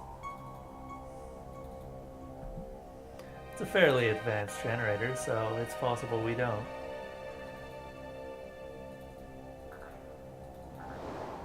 From our visit to Area 51 last time, we found this generator over here.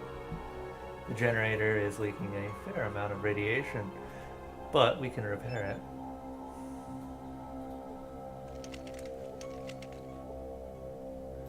And from this, we now know that our repair skills are, unfortunately, still not high enough.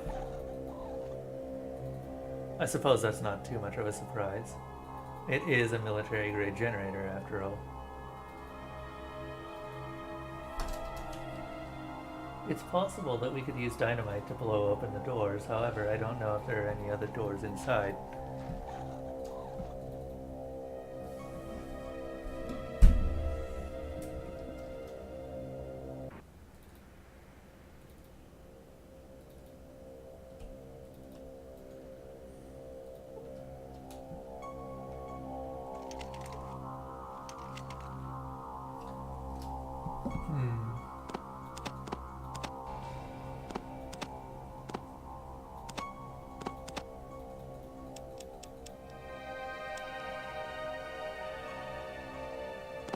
Go ahead and bring Vera and Betsy out.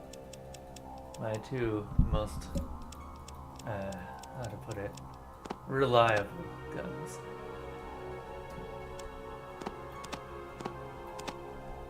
While Vera is running out of ammo, it still has more than enough to have a little bit of time left on it.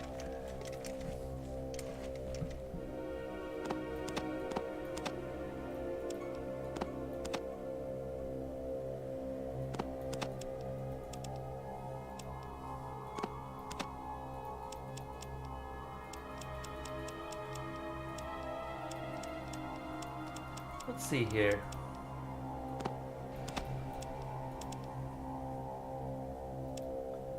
Also, I might as well refill the car while we're here.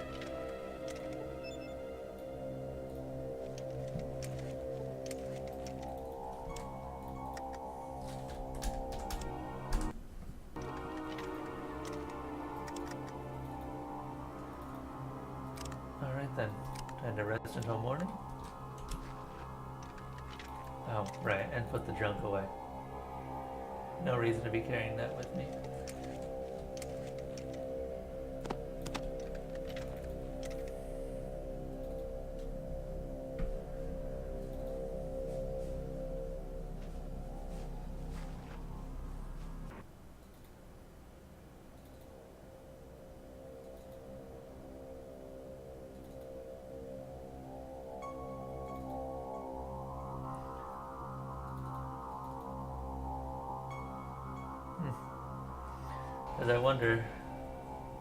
As I wander through the streets of the abandoned military compound, I kind of wonder, where did these aliens come from?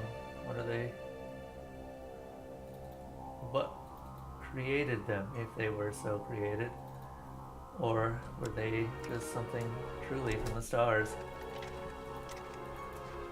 We have multiple accounts of them being created by the EPA. However, this seems to suggest that they were from the stars, in fact.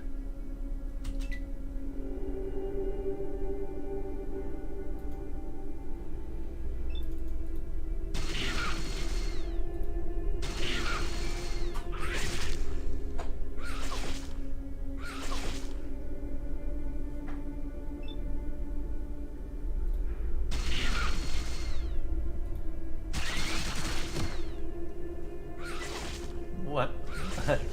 -1 alien. And Vera is currently out of the fight. Time to bring in Betsy. Betsy can do a very high amount of damage to these aliens if I get lucky. But that is entirely based on my own luck. Thankfully, this character's luck score is incredibly high.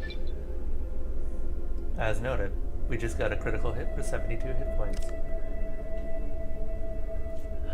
At this point, I feel like it's worth increasing our repair skill higher.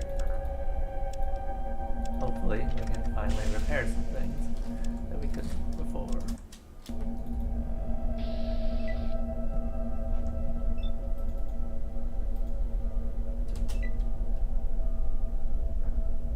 Seems like 2 aliens have caught on to my ruse. We need to hope that we kill this one quickly, or risk being caught between 2 of them.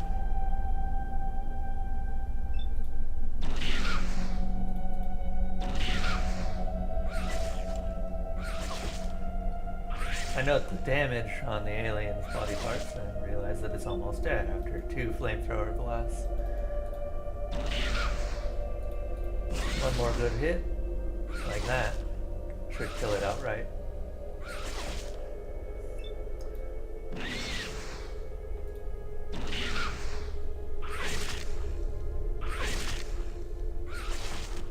Unfortunately, the other alien ends up coming up behind me, and noting its dead fellow seems to have been enraged and decides that I need to die faster. So, I don't win that particular fight.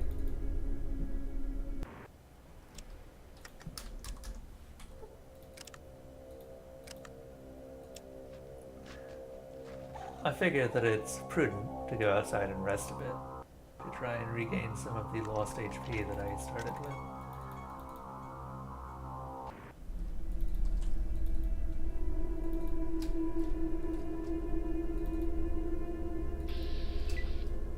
It's also notable that even though I brought a flamethrower, there is also a flamethrower in the area. Did the devs want the players to actually be using a flamethrower against the aliens? It's completely possible, but without asking them directly, I have no way to tell. Once again, we try to combat the alien again. This time it goes a little bit better. We have more than half of our remaining lifespan left inside of our body this time. Now we only have to deal with one last alien.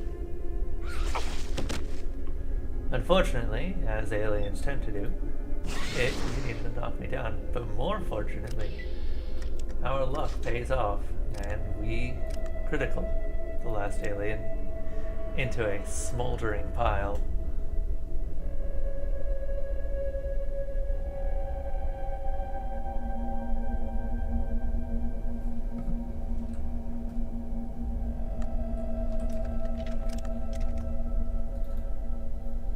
We rest up and heal our wounds. No need to sneak anymore, as all of the threats have been removed. I think it's time we take a really good look around. As this is a military base, I'm expecting to find a lot of old pre-war tech, like, for instance, energy cells. Flamethrower ammo is not all that unlikely as well, since we already found a flamethrower earlier, and the evidence of them being around here is obviously here.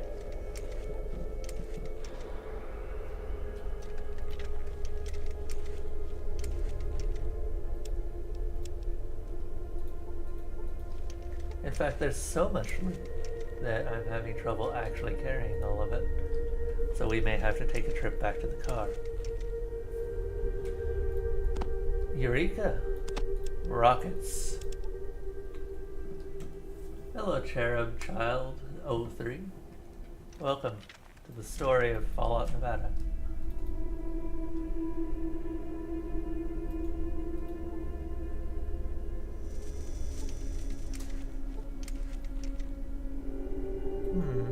More anti-smokers. Right, I remember this. If I remember correctly, I couldn't lockpick this the last time that I tried.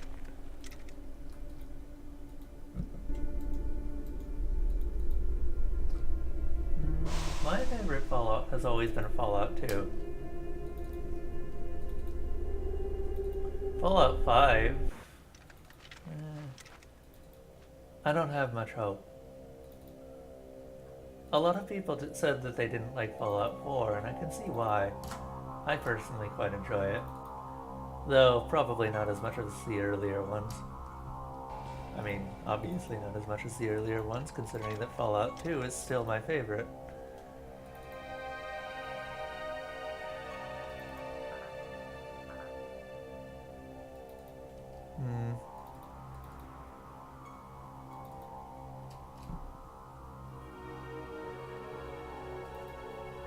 Alright, let's take a trip back to the car.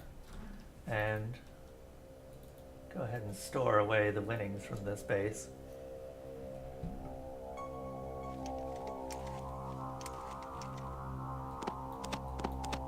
I am curious as to how much these energy cells will restore the car for. The car is currently at 61% power. We can't use those energy cells on the car. That's a shame. They're used for a gun, but I've yet to figure out what that gun is.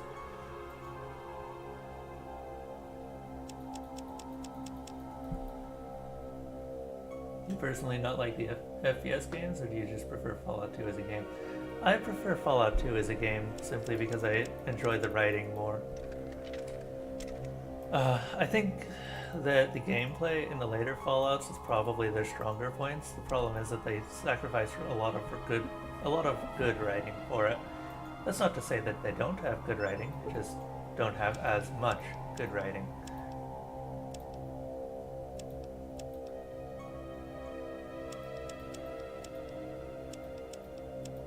That was Bethesda's choice, and that was their contribution to the series.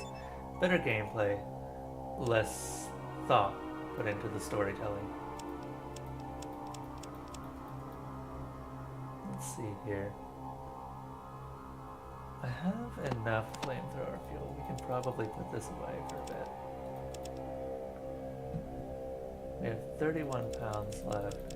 We can probably loot the flamethrower still left in Fallout, or in Area 51.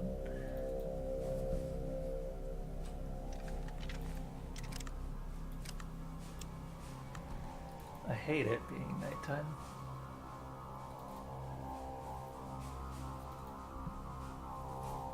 So what is your personal favorite, Cherub? I hope you don't mind if I call you Cherub.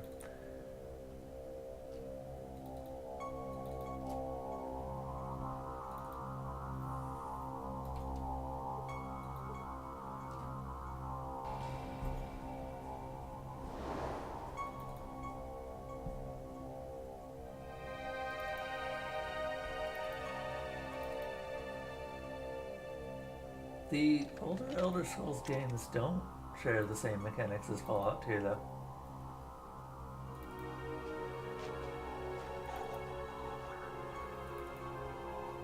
In fact, the older Elder Scrolls games are more like the Might and Magic series than anything that the Fallout series had.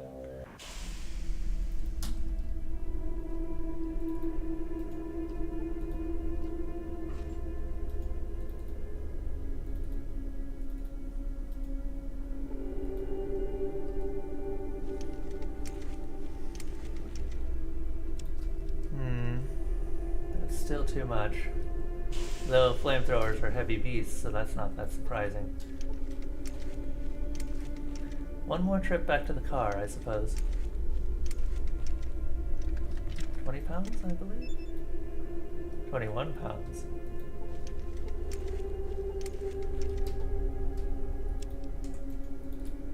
We can pick up the ammo at least. That's for the car.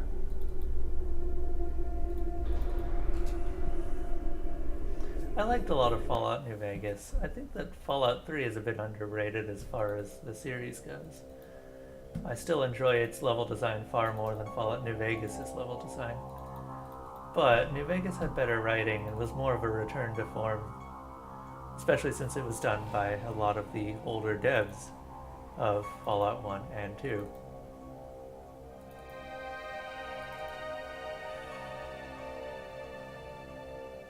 I just think that a lot of people dismiss Fallout 3 somewhat unfairly, considering that it still had a lot of good things going for it.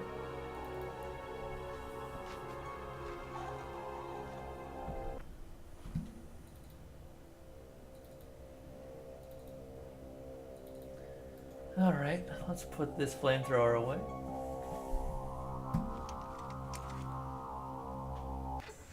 Whoops. That is not where I wanted to go.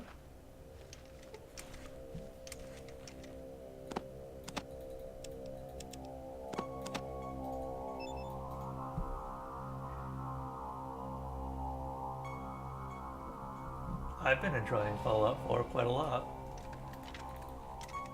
I need people to remember that being the worst of a good series is not always a bad thing. People still harp on Dark Souls 2 for being the worst of the Dark Souls, but I still prefer it to Dark Souls 1 as it added a lot to the series. Dark Souls 1 is just a comfort zone. Dark Souls 2 actually tried to advance things.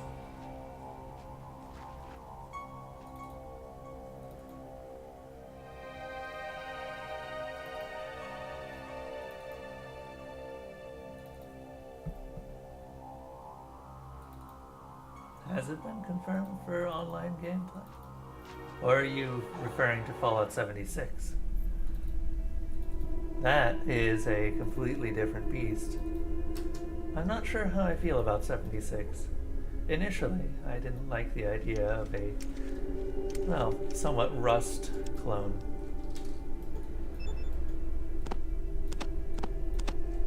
But over time, I may be slowly acclimatizing myself to the idea of playing with other people. I traditionally don't like multiplayer mechanics in any way.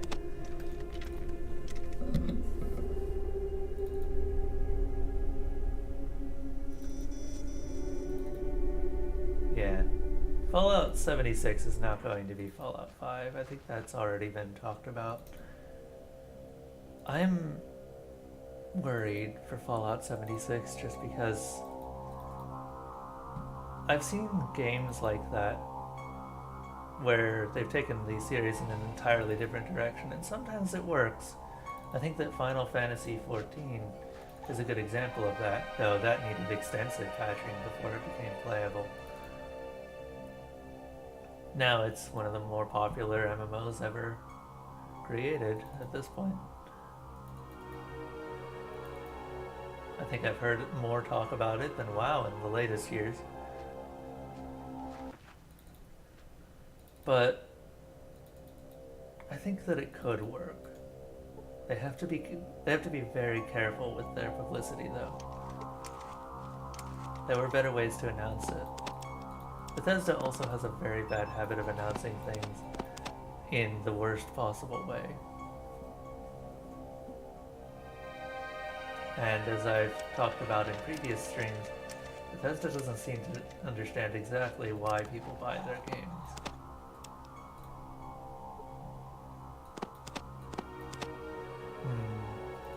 Where's Ernest? Actually, let's not use Ernest. Let's use Asuka.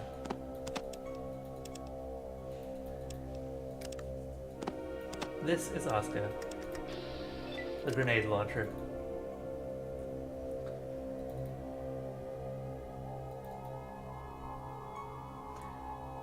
It's possible that I may play 76 when it comes out, but I don't think I'd stream it.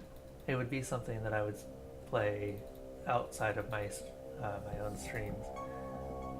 It would probably make a good stream game, and I think that a lot of people would gain a lot of publicity, but it's not something that I think I would enjoy streaming personally.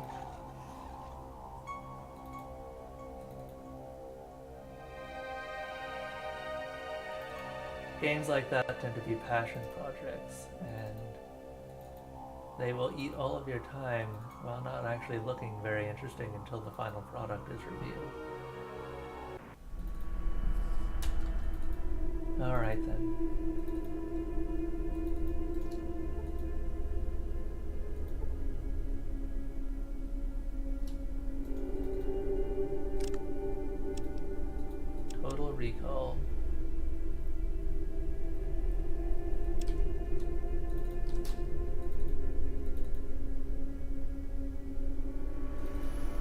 I've really been enjoying going through a lot of them.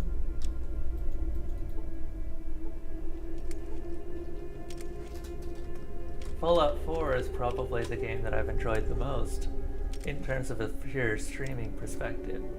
Its story suffers immensely, though. Its storytelling, on the other hand, is something that I could get used to were it done with a better story.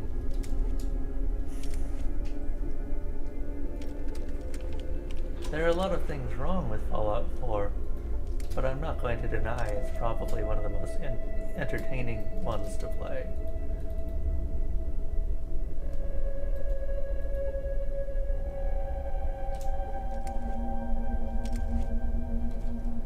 The Bethesda Fallouts aren't like the older Fallouts because they are there to gain or to leverage an experience, not to tell a story.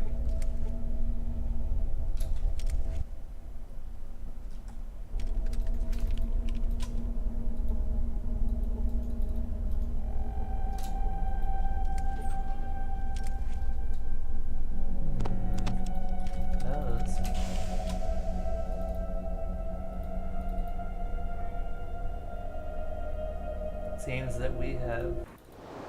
Wait, there was an elevator there.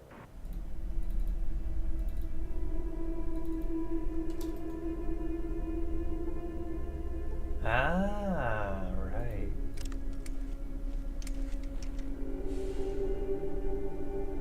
There's more to this story. Far, far more than I haven't seen yet.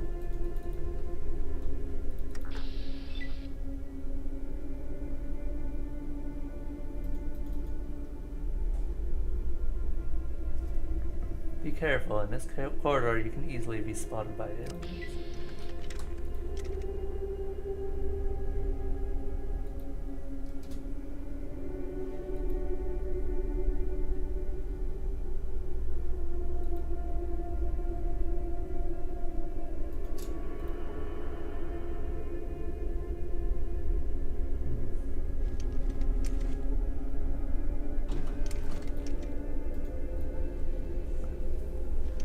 Let's take a look, shall we?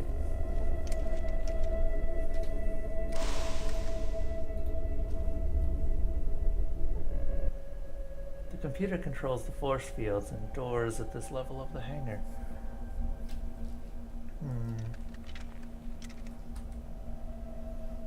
Control force fields. Force fields disabled by automatic fire safety means from this terminal, you can change the current protocol of the force fields.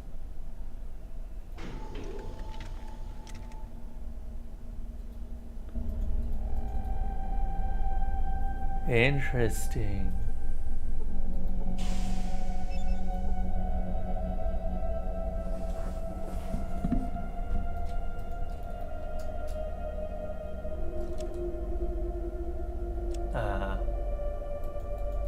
I begin to see an issue with this particular plan.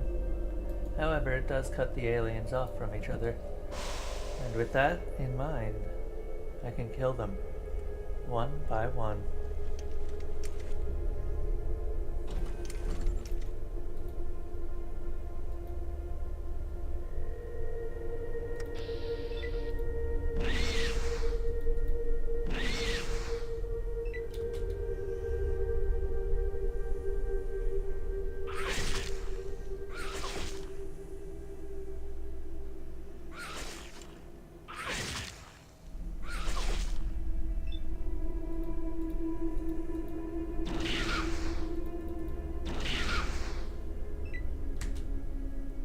Impressive. To remain standing after those wounds, after those burns have inflicted. However, even the aliens are living things, and fire spares nothing living.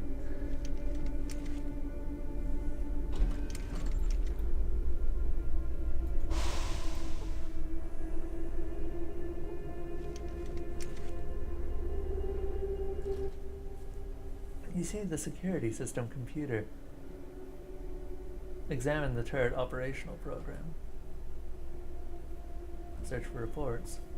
The computer has an unfinished bug report, but no clear algorithm for fixing the program is found. Look into the source code.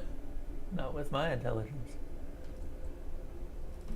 Alright, the only other option is to enable a self-destruct, which is something I would prefer to avoid.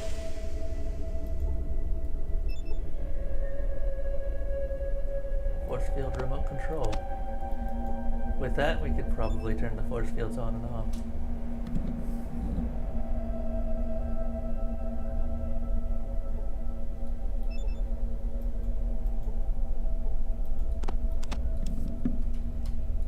Interesting.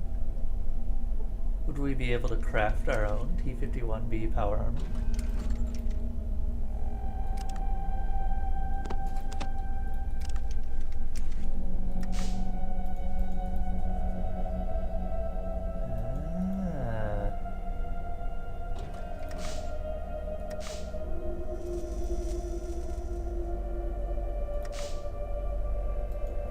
Interesting indeed.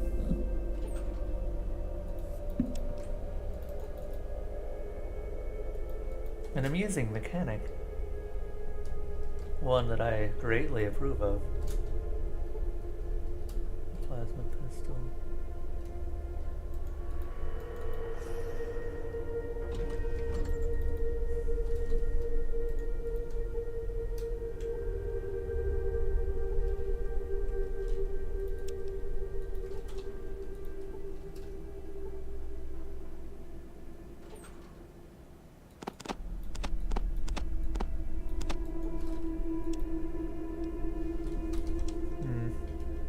We're at max carry capacity. I suppose that's not that surprising.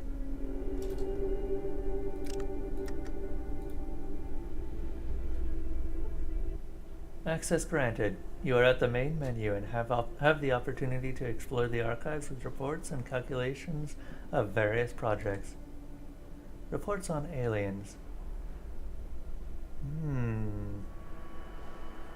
Acts of the experiments in the last 5 quarters. The aliens were humiliated in full. They were tested every week in various kinds of physical and biological impacts. As it turns out, the aliens are strong animals with huge military potential. It is capable to deal with a platoon. Scientists tried to tame them and use them later as a living weapon against enemies. If, however, their combat potential was never in doubt, the domestication failed. Reports of the weaknesses of the aliens. It looks like they have no known weaknesses. The damage type that has proven itself better than the other is fire. The only thing that is calming is that the reproduction of these creatures requires a special environment. High radiation, heat, moisture, lack of light. Besides, females are born 1 in 1,000, so the probability of the continuation of their kind is extremely small, and sooner or later the race will die out. Sounds good, except the life cycle of the aliens is more than 70 years.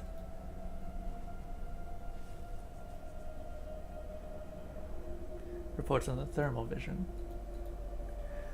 Now I know why the aliens come across in the wastes, or why the aliens come across in the wastes are usually in the dark.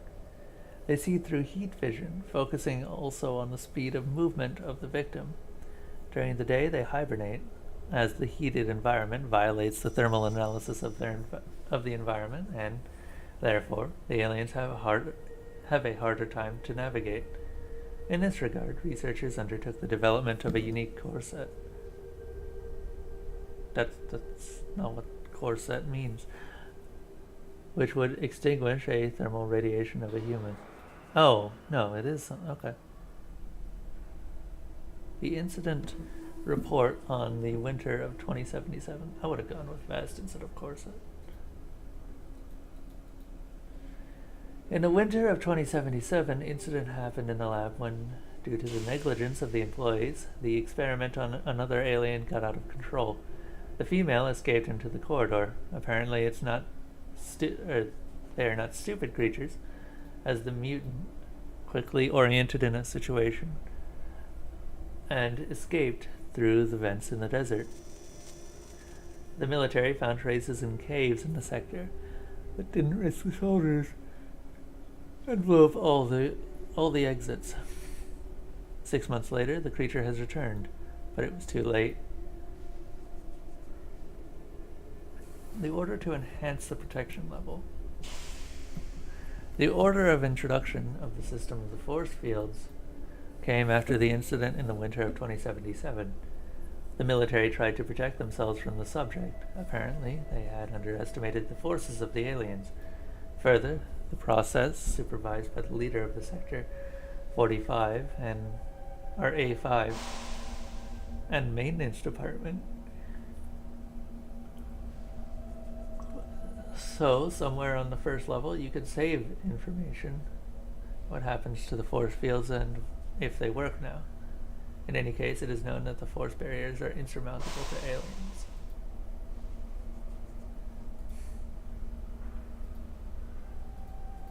Apparently there was a gas attack as well. As it turned out, scientists were alarmed by the incidents in the winter of 2077, when one of the aliens was free. They decided to organize a powerful system of protection during the experiments. The main points in it were a force field and a gas attack. Very strong gas was used in extreme cases.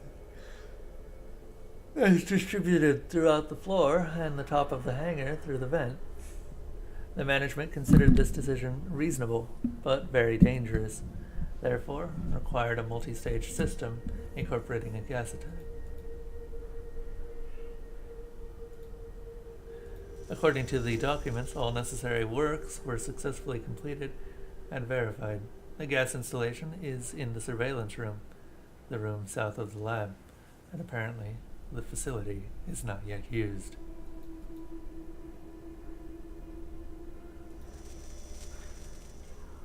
Report consistently describes the full technical service rules using the gas installation, though the installation is located in the observation rooms.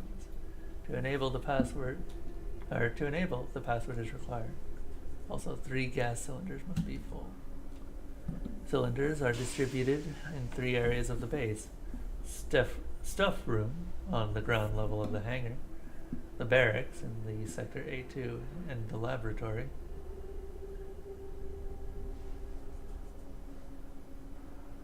Wait, what?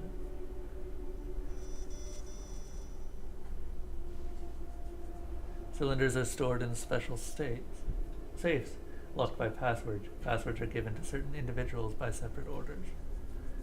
After connecting the canisters in the ventilation, a very strong gas is released.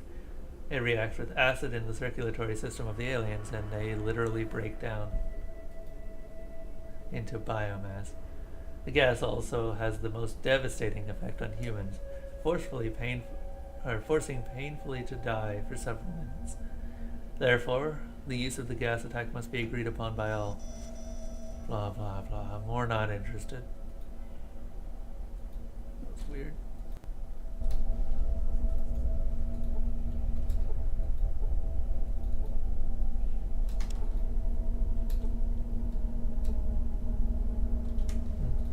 Fuck, huh?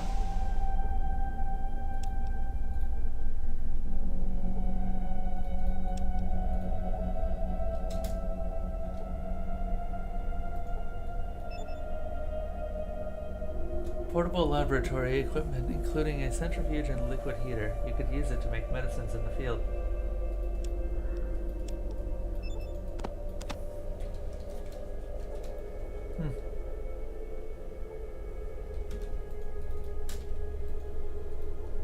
Well, there's another safe.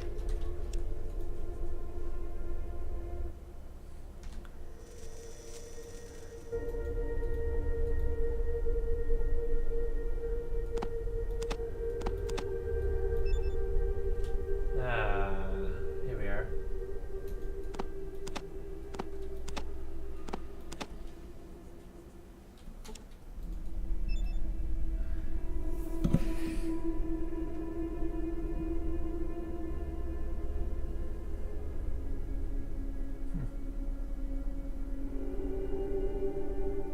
Well, that doesn't help much.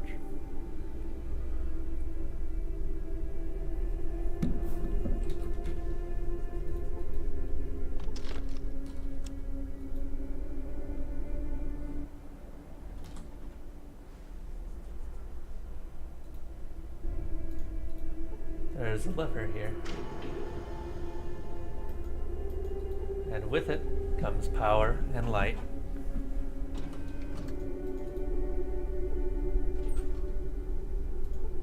A laboratory helmet. One of these protective helmets was included in a set of special hermetic suits. Now this remains as its only surviving part.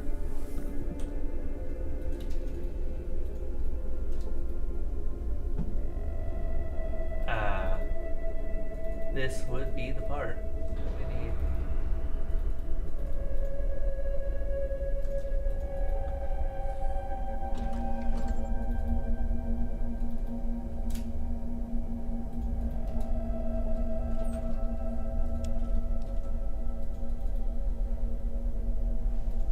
All right then.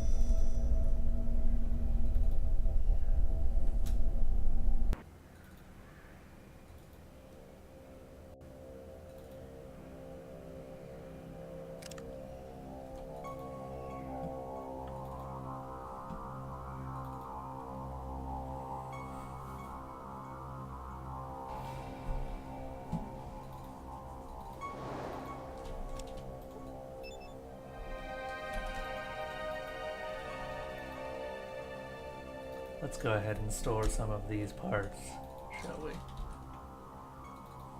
I'd like to actually have some amount of space in my inventory.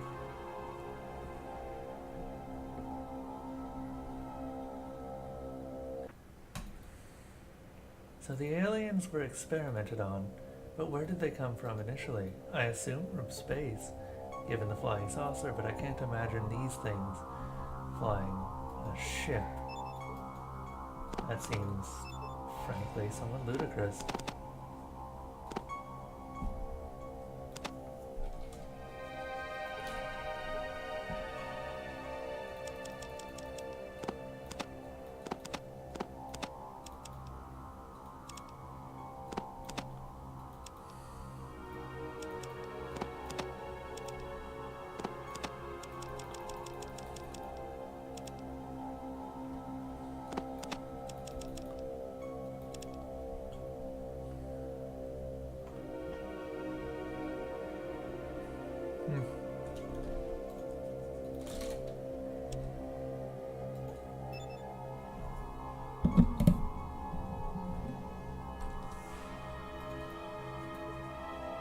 I wonder if we could use a workbench to create power armor with this. I'm almost certain we can. That would solve a rather notable issue with this build, namely the lack of high strength. It would also give us power armor, of course.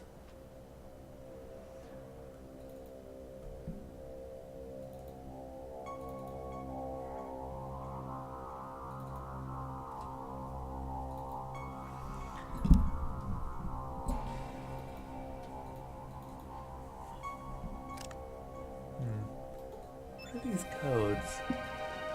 That's what bothers me. These don't seem like safe codes.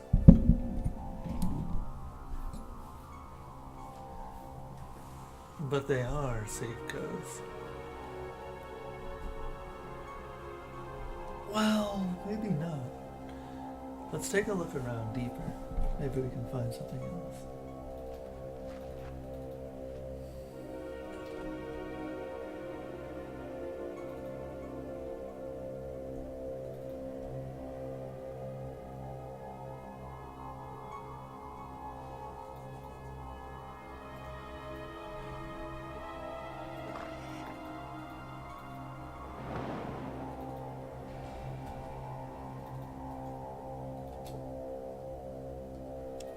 Plastic explosives. An interesting find, not something I was expecting.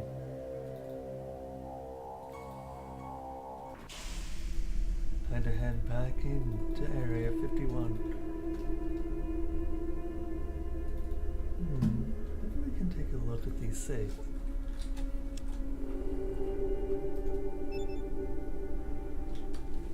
Wonder 536489887.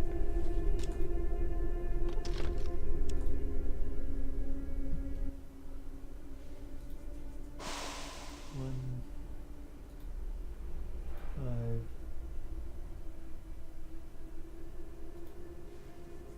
3, 6, 4,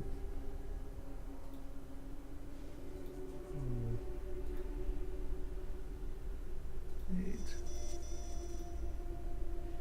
9, 8, 7.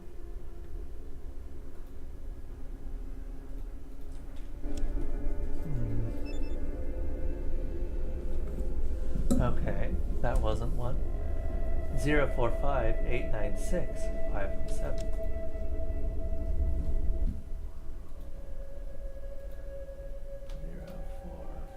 045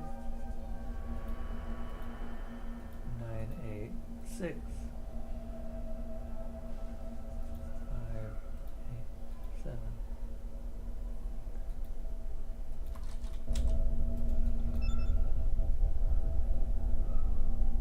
Oh.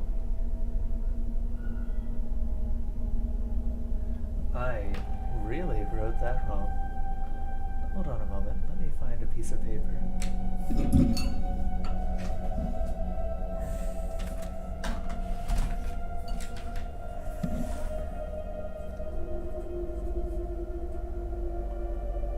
Eight, 9, 6.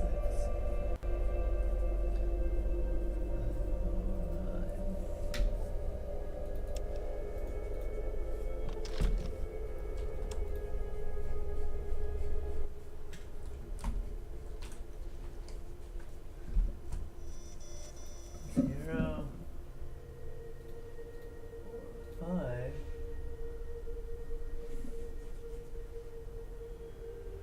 8, 9, 6, 5.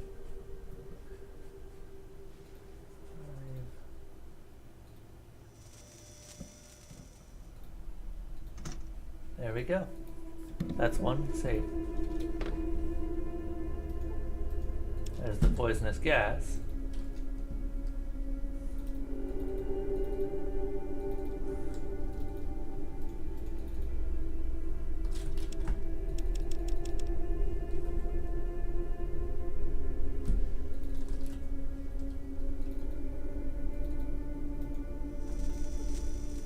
Am I really going to do this?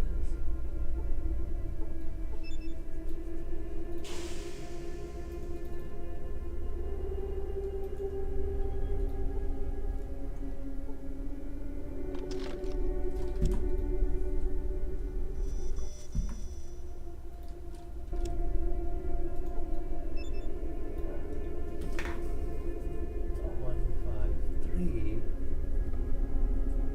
6, 4, 8, 9, 8, 7.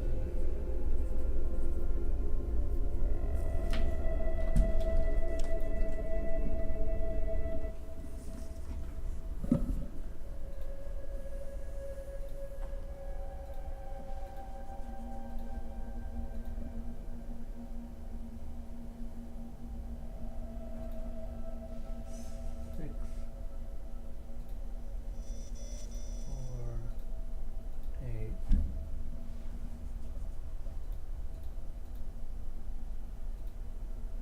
All right. That wasn't an option. Let's try another code on the list.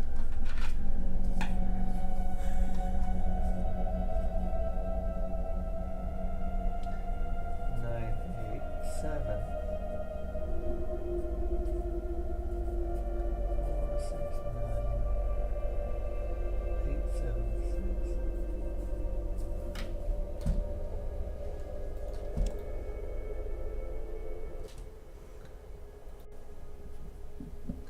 Hey, Saleo.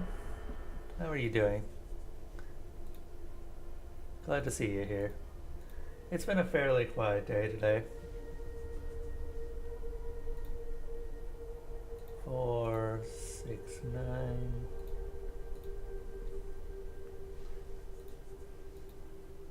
8, 7, 6. There we go. It was very interesting also to see yet another fan theory about the Wanamingos. Fallout's greatest mystery. Alright then. Let's try this, shall we? This weighs 5 pounds.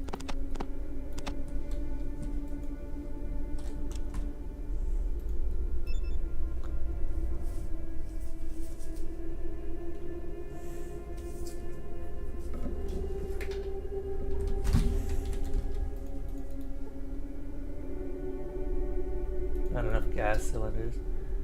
There's one more? Or two more?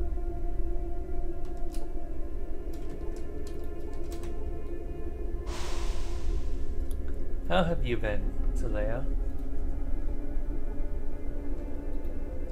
I've been trying out a little bit of a quieter storytelling trend today. Though, there hasn't really been anyone to try it on.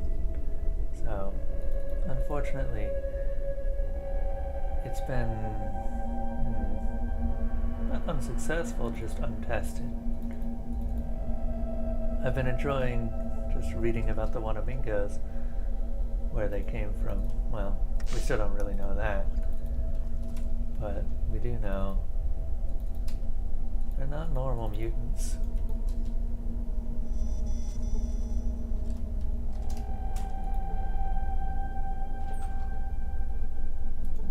A striker. So that's not a unique weapon.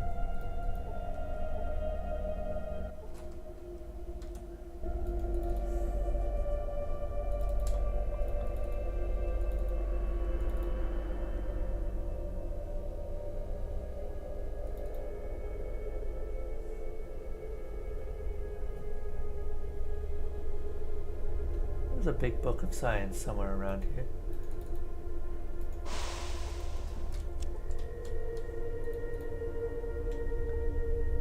Here it is.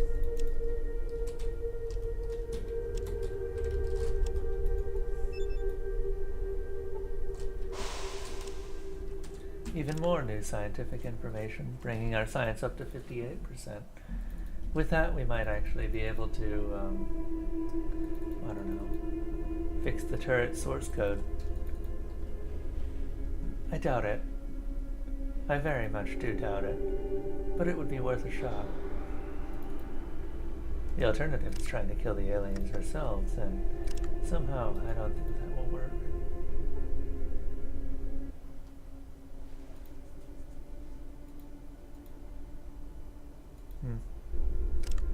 Our intelligence is just too low. Alright, let's take a look at what's in here.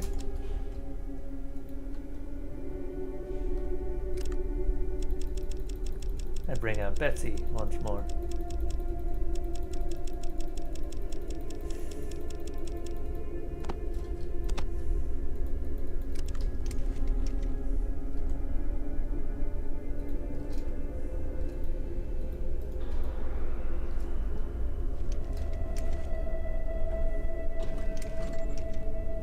Giant fans.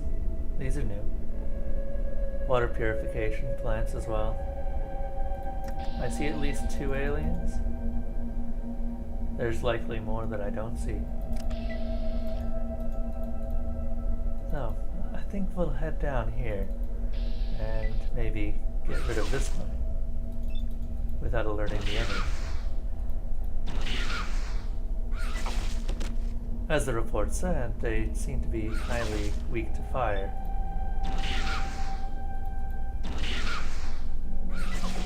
Though they're still quite terrible creatures and capable of a very fast number of attacks.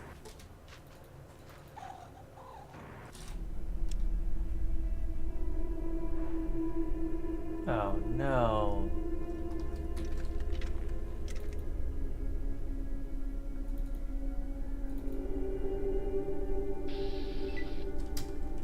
Well, all of that progress was just deleted, more or less. That's great. I wasn't expecting a single alien to be enough to kill me.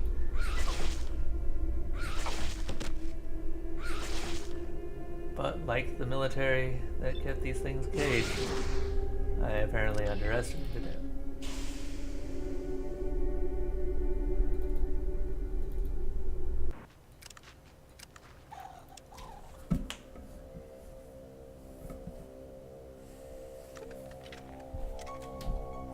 I feel very nauseous because I'm sitting next to a pile of radioactive barrels.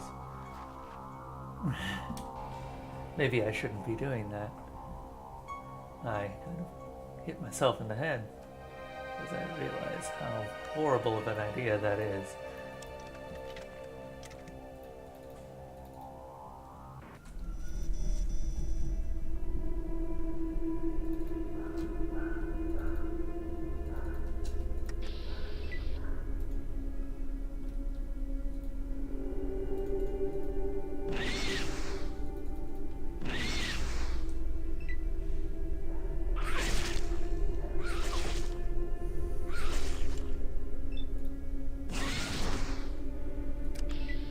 .103 damage will stop that thing dead in its tracks. I think it's time that we take a little bit of a look down. Vera is, as always, useless. More because she's out of ammo than anything else.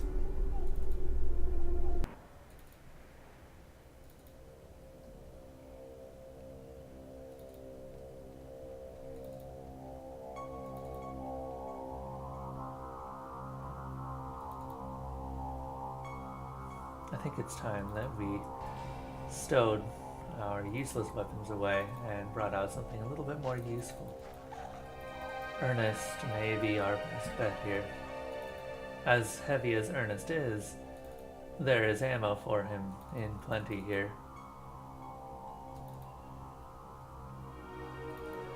Military bases being well stocked with all manner of explosives.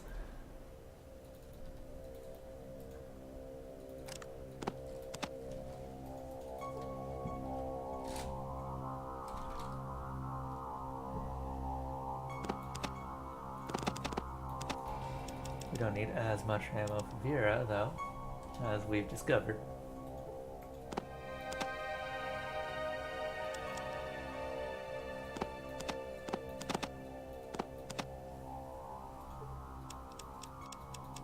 The problem with Ernest is not really the damage output, but the fact that Ernest may blow my own body up in the process of blowing everything else up.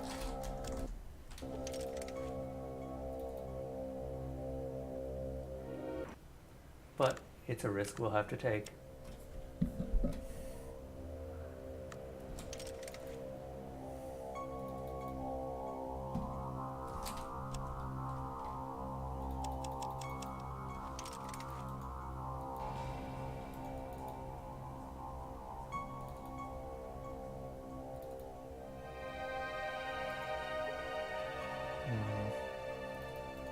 If only we could repair the generator, we could get through that door. But until then, that door stays shut. And shut it will always be. Now then, let's get down into the bowels once more and resolve the issue. Like the freezing that might occur. However, yes, if I remember correctly, you'll have to be patient. I do have a solution to this that doesn't require me to actually stop the stream.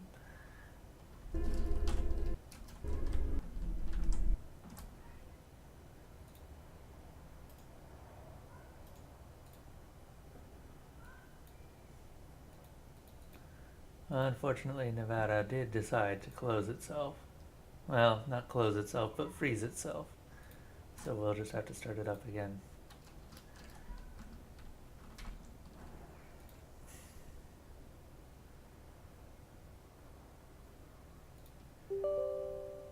Just realized that Streamlabs chatbot has not been running this entire time.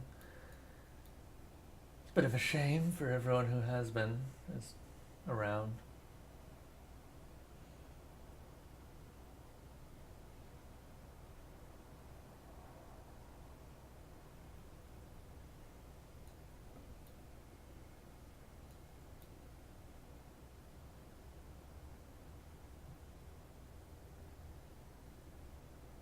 Taking quite a while to start up today. Anyway. And there's a update that I'm not taking right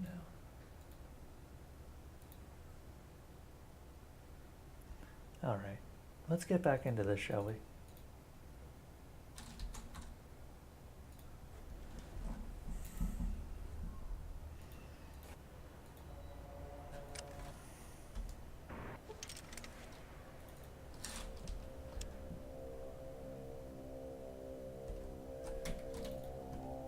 I really should just rename that to What Has Science Done?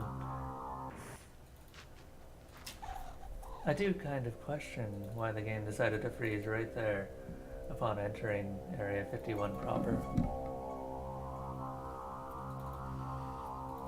Unusual, but not unexpected in an old Fallout style game.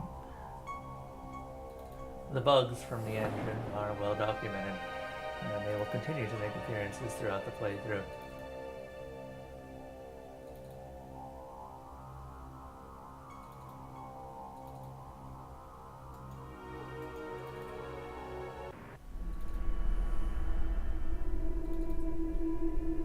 What has science done indeed?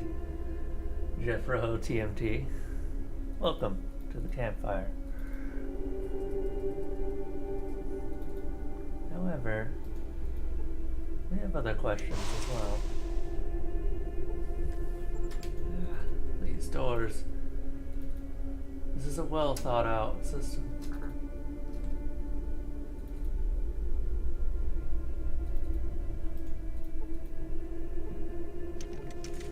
We need to turn on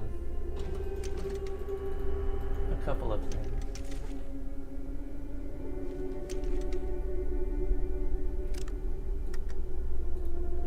There is still an alien coming out. We'll have to deal with him shortly.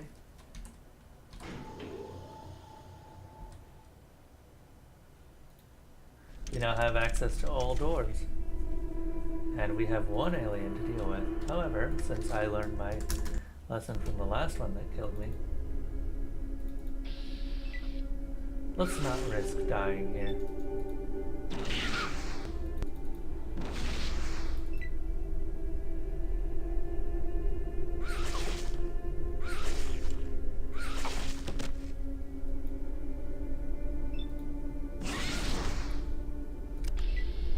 As mentioned, flames are very effective.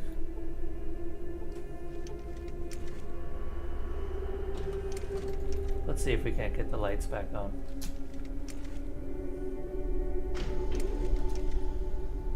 That's a little bit more light, I suppose.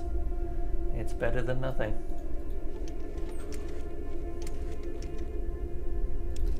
Dean's Electronics also happens to be here. What does that put our repair up to? 79%. We might actually be able to repair.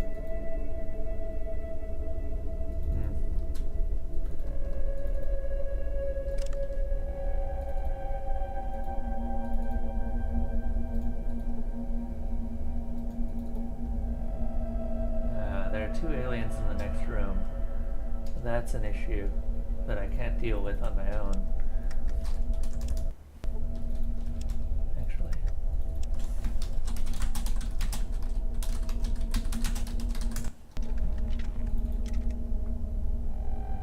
There we go.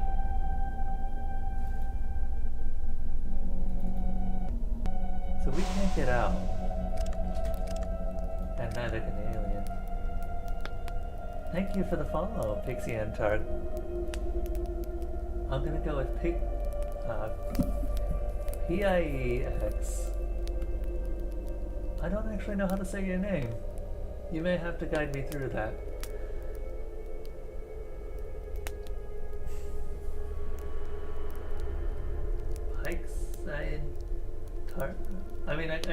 last bit is probably Antarctica, but I'm not sure how to say the first part.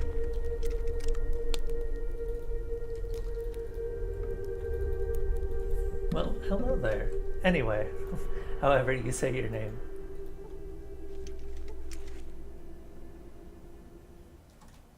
Hmm.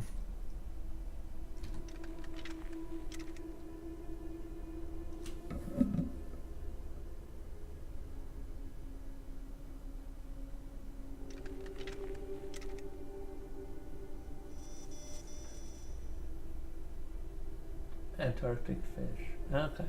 Oh! Okay. Root word Pisces. Okay.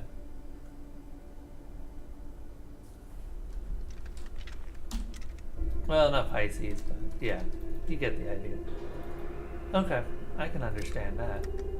Let's see if we can't just repair these to get out. We can. That makes things significantly easier for me and significantly harder for the aliens. We can rest up here until our wounds are healed, and hopefully the aliens won't inflict enough to kill us. Unfortunately, we are suffering from radiation poisoning, which I think means that we should probably return to the car and get some medical aid, if we don't have any on us already. I believe we actually do have a few. I was wrong. I was under the impression we had some Radaway on us because it doesn't weigh anything, and I'm not sure why we don't. That is entirely on me.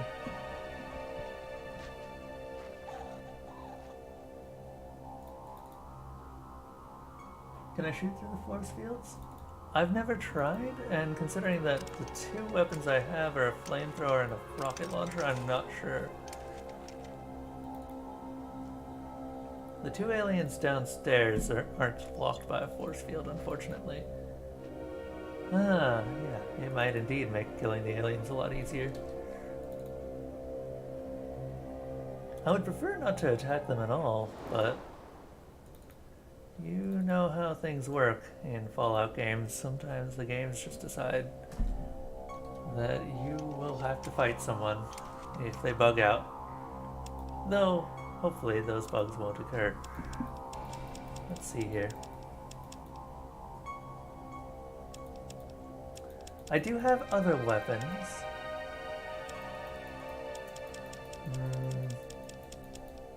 Like grenade launchers mostly.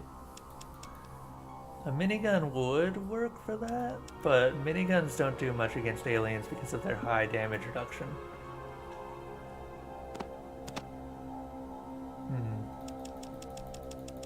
Okay, let's find some Radaway, which we don't have. That's not good at all.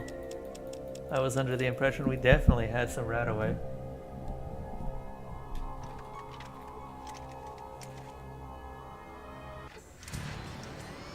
Well, back to Vault City.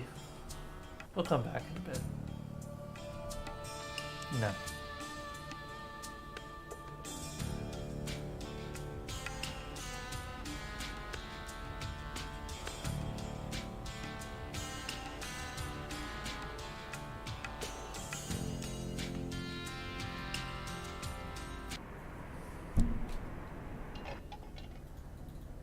This doctor is magic, and that's pretty much all you need to know.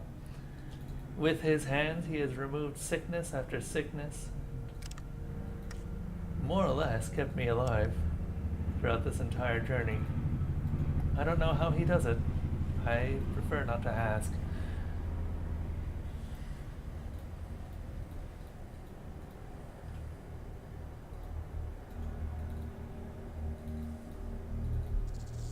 I just know that it works.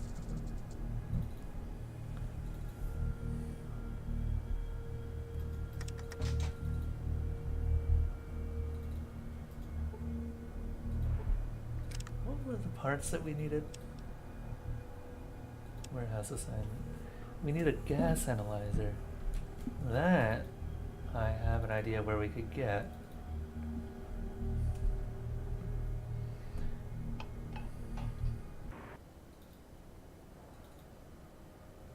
Where's my car?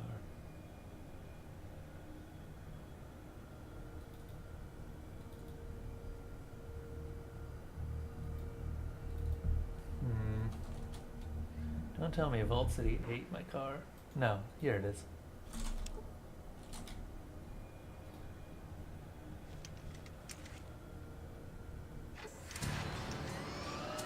Back down to Area 51 we go.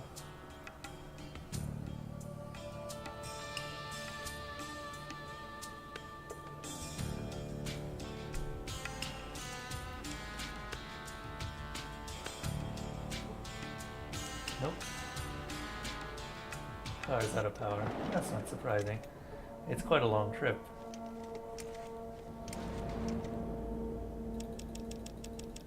However, we have quite a bit of fuel for it.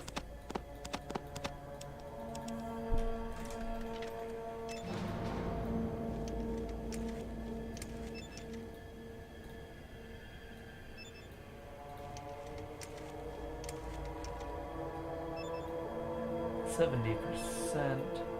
We can do better than that. 90%. Much better.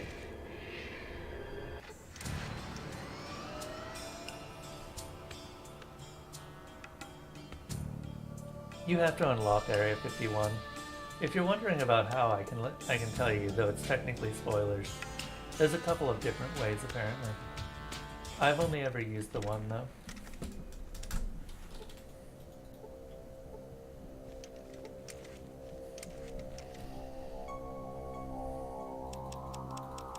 Area 51 is also story related, so you can't ask for it right from the get-go. Unlike Navarro, which is always going to be on the map.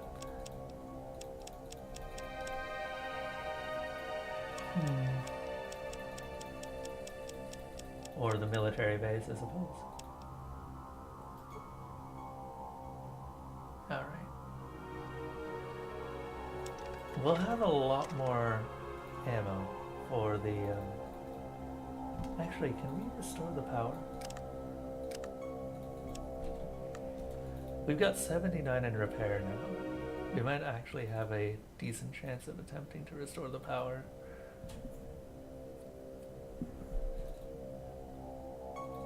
Avoid those trucks. Those trucks have a huge amount of radiation associated with them. And this place in general has a large amount of radiation. Don't go near the power conduits.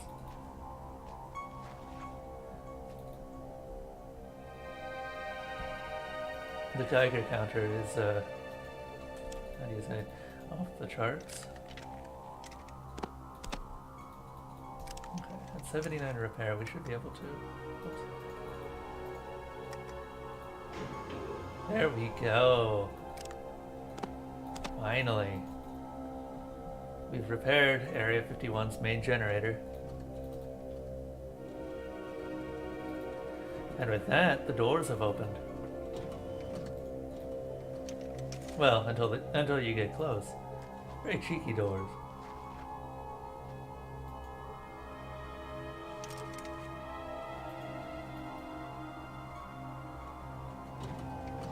Aha! Well then.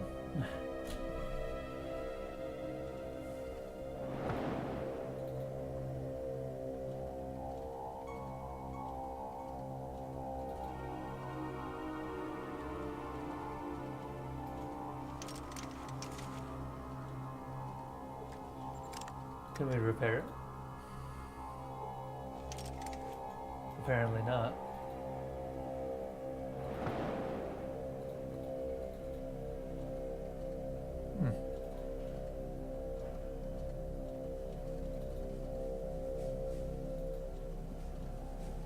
Well, the doors are somewhat repaired. It seems like every time I get them off screen, they open.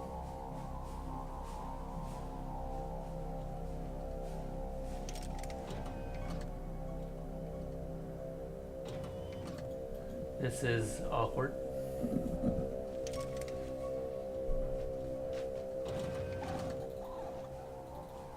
There we go.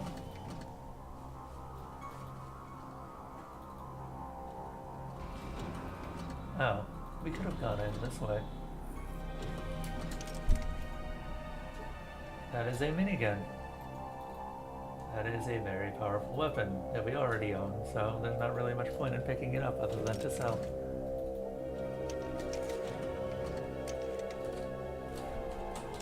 It's also incredibly heavy, but we have a car right nearby.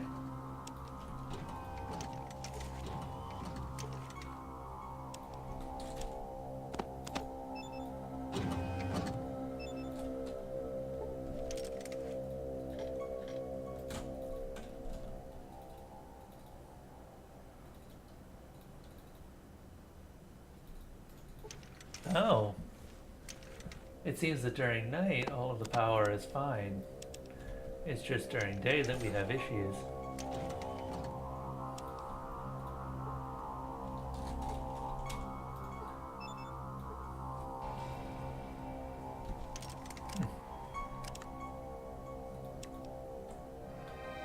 Officer records.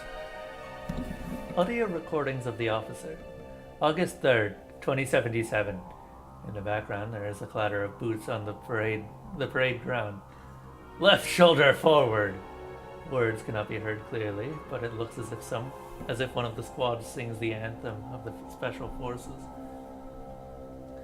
After the morning formation, our god on Earth is the General's shoulder straps. What?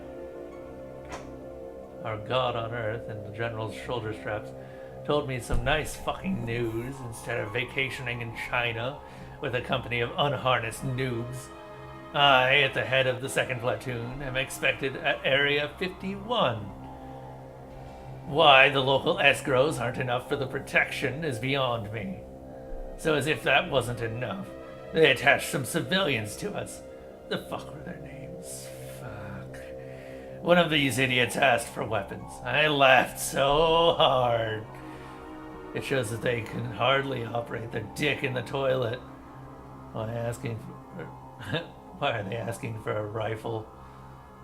Okay, let's see how it goes. Long story short, a complete pain in the ass. We will have to guard aliens. No, I did not get drunk, although there is a desire. They are there, so... They're so-called locals. If someone so stupidly wanted to make a joke, then he succeeded. On arrival, the chief of the Security Council did not instruct us at all, but simply led us to look at the cameras with these creatures. That was a good idea. We were impressed. As you glance into their mouth, you immediately begin being in the war zone in China, or prefer being in the war zone in China. Storming Anchorage cliffs again. Anywhere but away from here.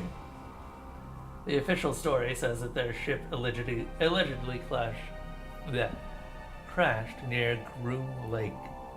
As for me, it's all the experiments of those eggheads, like the ones that we dragged along with us. Now they seem to be thrilled with the view from the camera. Fucking researchers. Dumbass motherfuckers.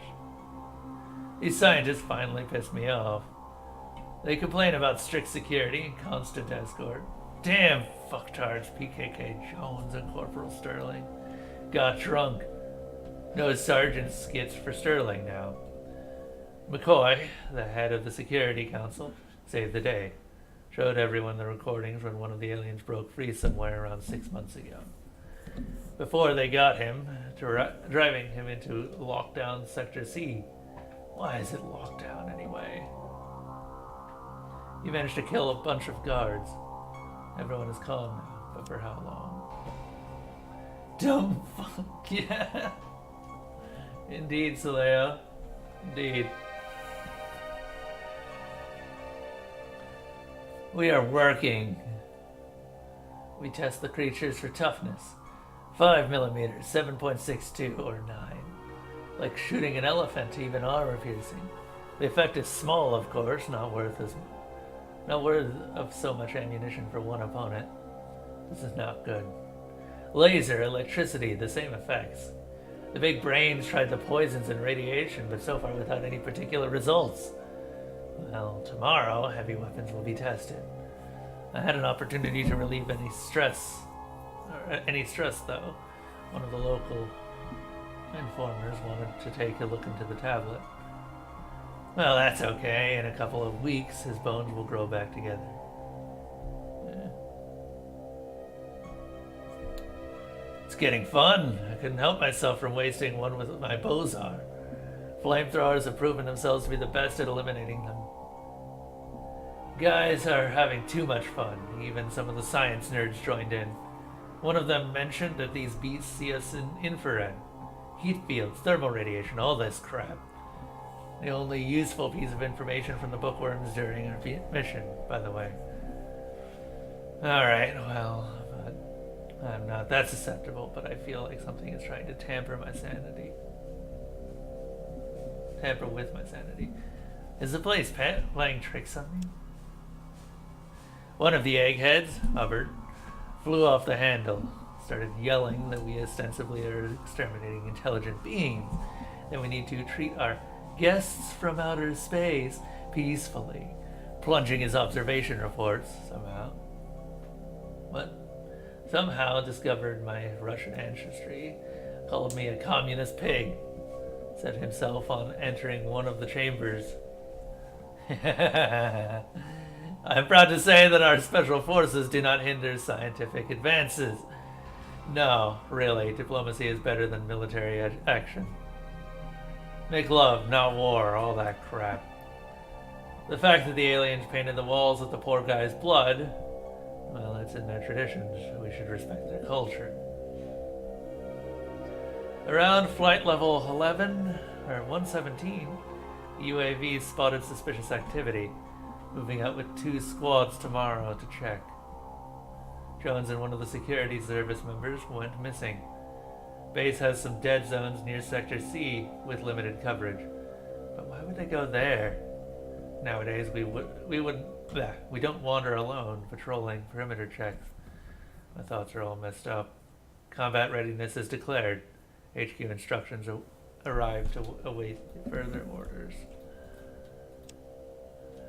Interesting.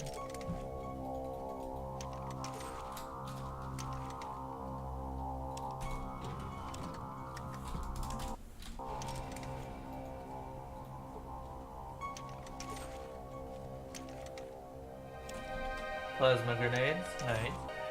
That's all sellable.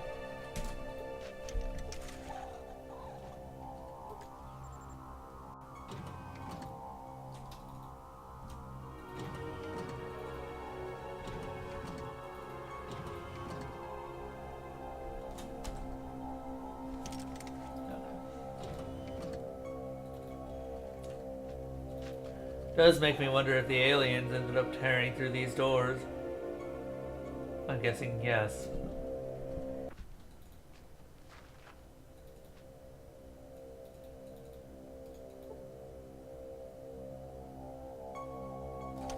Alright then. Let's go ahead and store everything.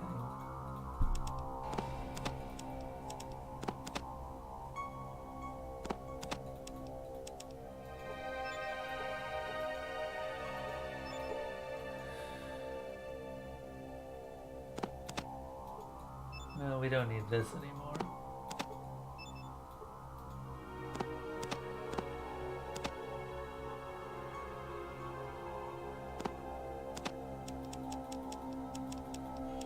Good enough.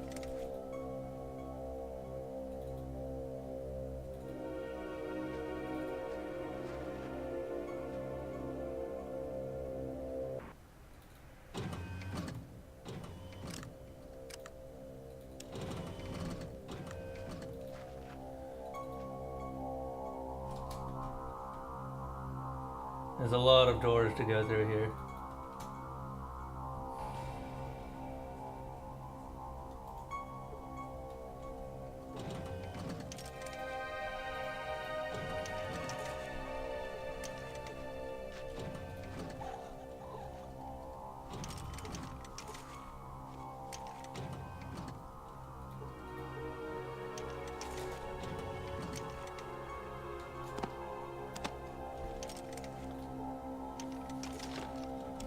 I may actually already have this because I wrote them down.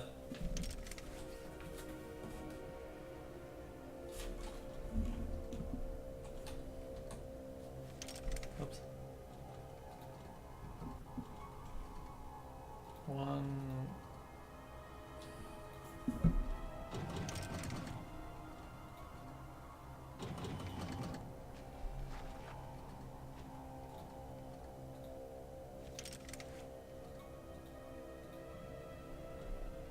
I need some. There we are. Nice. Another gas container. What about this? Magnum. Oh, now we have to wait.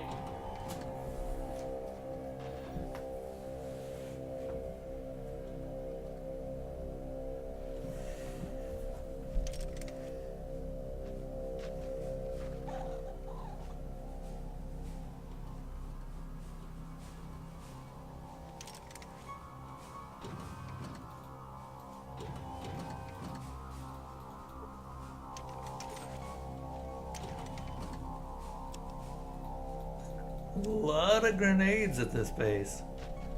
Well, the military do like their explosives.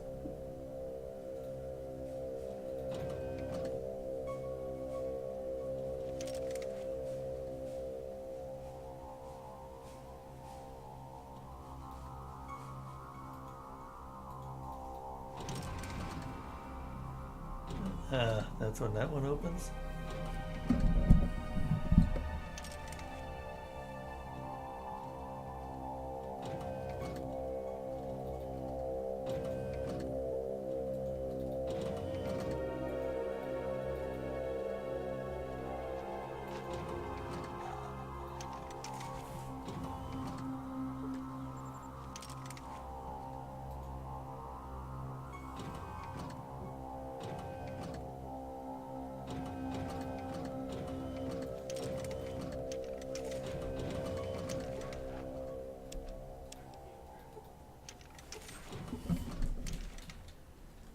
Stim pack. I don't care about the medical kit. I never use those things.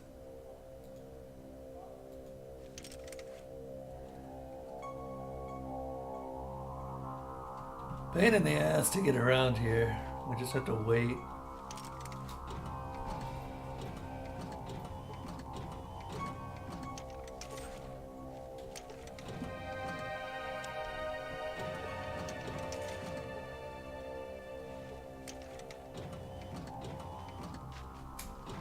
Aliens are around.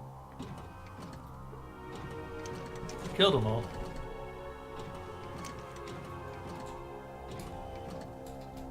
Yeah, apparently aliens are around. Alright then.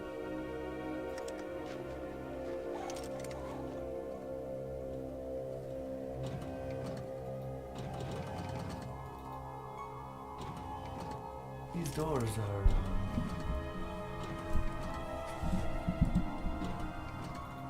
a bit fritzy.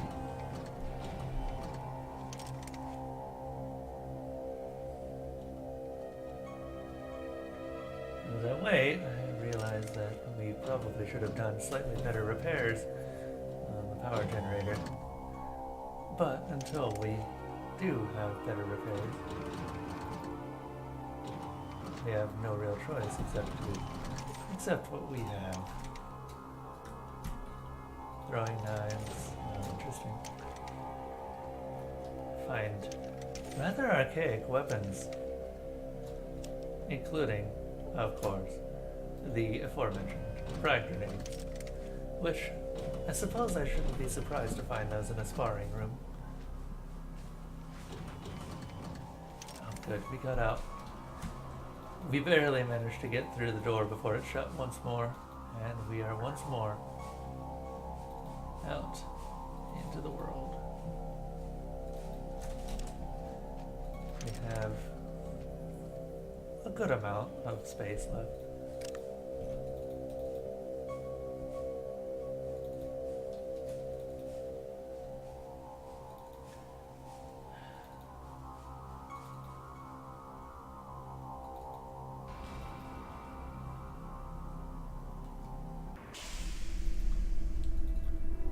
we enter Area 51 again and prepare to go back down.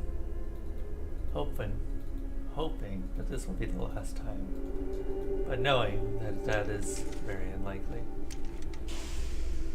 But before we do that, we also pull the rockets for Ernest from the nearby shelf. Knowing that the aliens are likely significantly less durable against rockets than they are against many other things.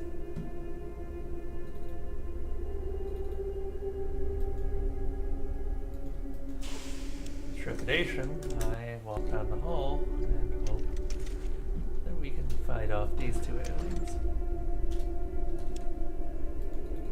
Sneak in, fire a rocket at the closest one. A direct hit, and luckily it ends up critically. We don't have to fight another one. And I'm not sure where that one has gone.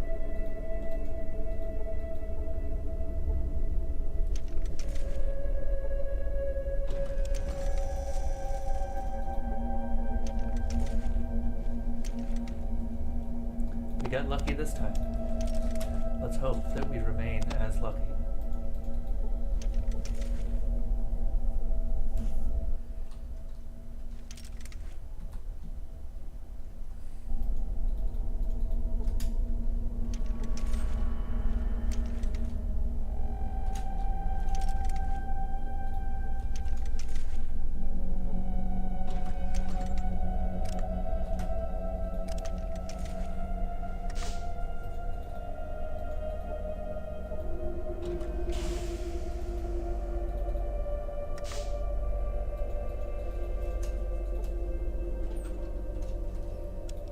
There are several stim packs lining the walls.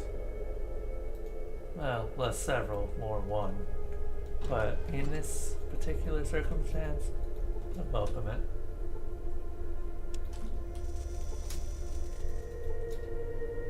Time to once again take a look at what we can find here. To my annoyance, there was in fact a RadAway in the base, which would have likely cured any of my issues.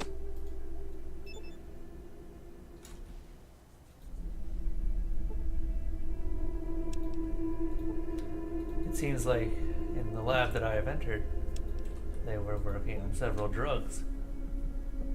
Likely with the intent to just drug the aliens. Since conventional weaponry definitely doesn't work. I insert the gas canister that I found earlier into the gas dispenser. Just so that I don't have to keep lugging it around. Stare at the laboratory helmet before realizing right now it's of no use to me, and put it down. Time to find some more gas canisters. There are 3 in total, from what I understand.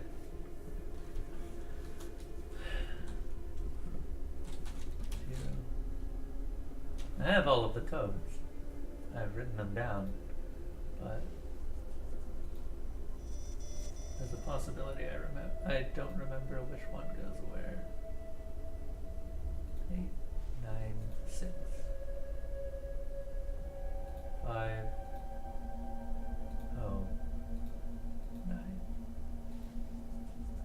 That code was incorrect. So we move on to the next one. 987 469.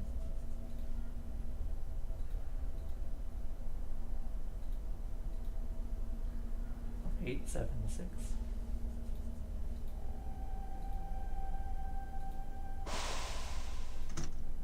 That code was correct. And our reward, yet another gas canister.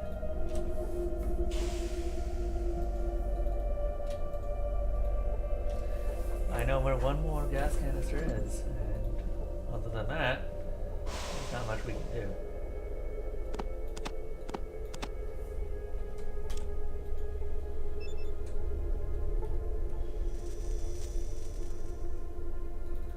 I realize that mentats may actually give me the intelligence I need to fix the source code, and may actually attempt to do that shortly. But first, we have one more gas canister to pick. 0, 4, 5, 8, 9, 6, 5, 0, 9. This code is correct as well, as expected. This is the third gas canister. There are 4 codes. I wonder what the last code is for. I was told there were only 3 gas canisters.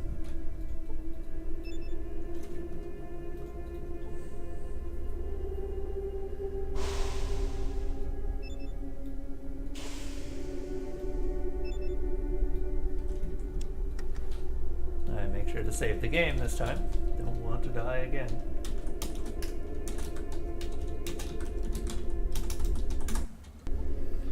And go ahead and pick up the helmet.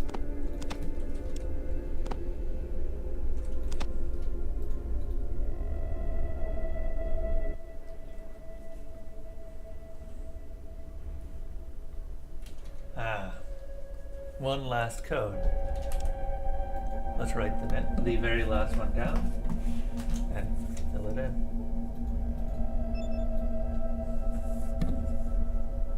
0, 1, 3, 4, 8, 6, 4, 9,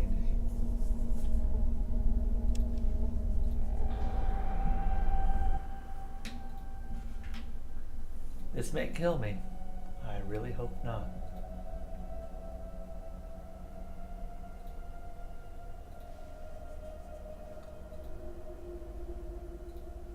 I'm currently wearing the helmet and hoping that that is enough to stop the gas from completely destroying me. I'm not sure if it's a on-contact gas, but I really hope that this just clears out Area 51.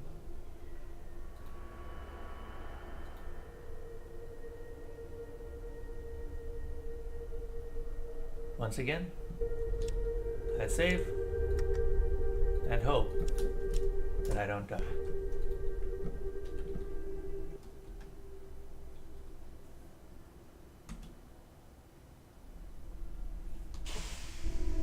We are given 30 seconds with which to evacuate the area. I'm going to take it. We will return once the gas has done its work, and hopefully you won't need to do anything else in Area 51.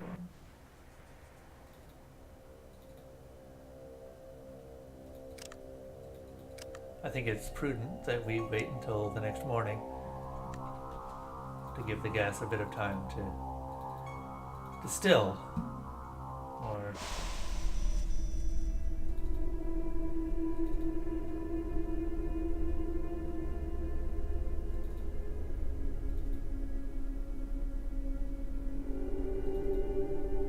looking around, I try to find any signs of the aliens.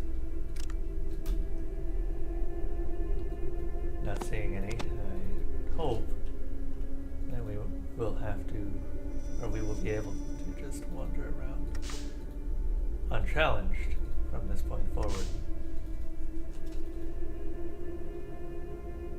It appears that the gas has indeed done its work, and that all of the aliens are now dead.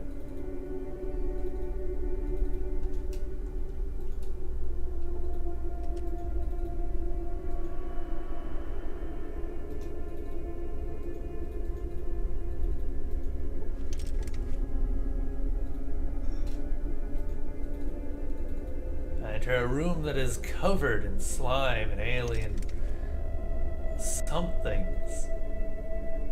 Things that are completely foreign to me.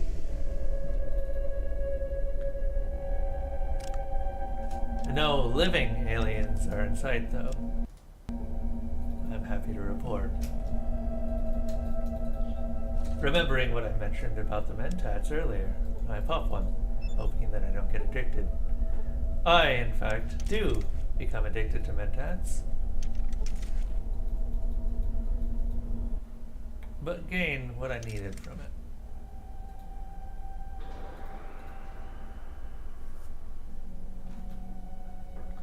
I can look into the source code, but I can't understand it personally. I am now addicted to Mentats for more or less no reason.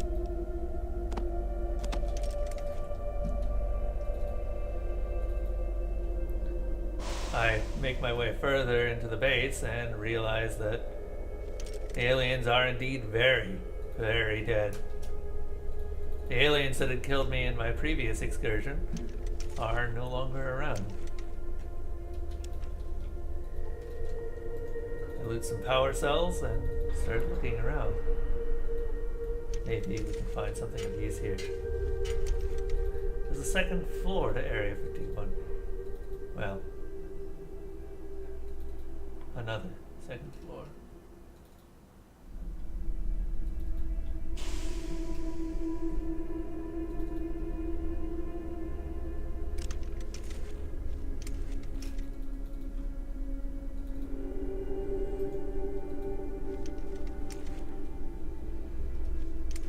Into rooms that look like they were at some point a purification system.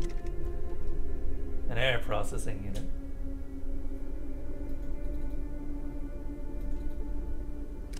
Repair it? Do we need to repair it? Nope. It does not appear so.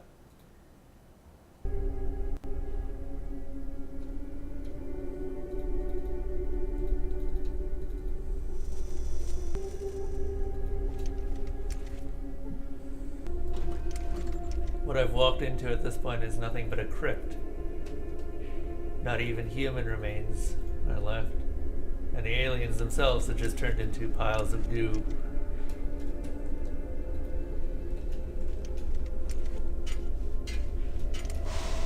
Something that I can't even quite describe.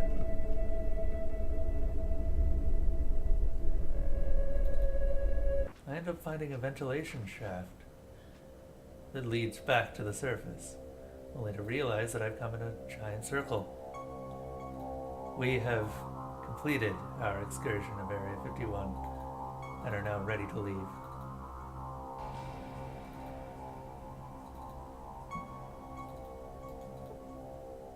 There's nothing else for us here.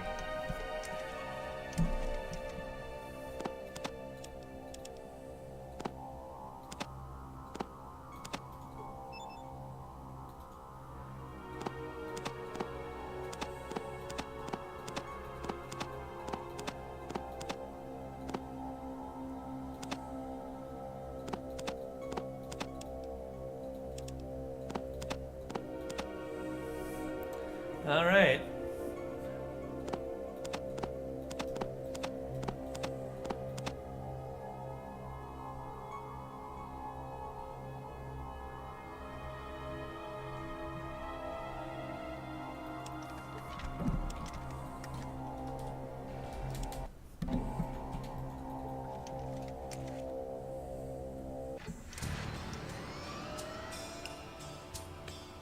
With that in mind, Area 51 is now complete.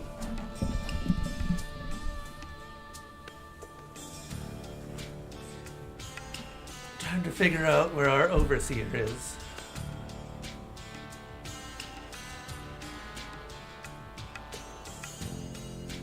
There are still locations that we could check, but nothing that I can think of. Battle Mountain is one of the few areas left that may give us the information that we need.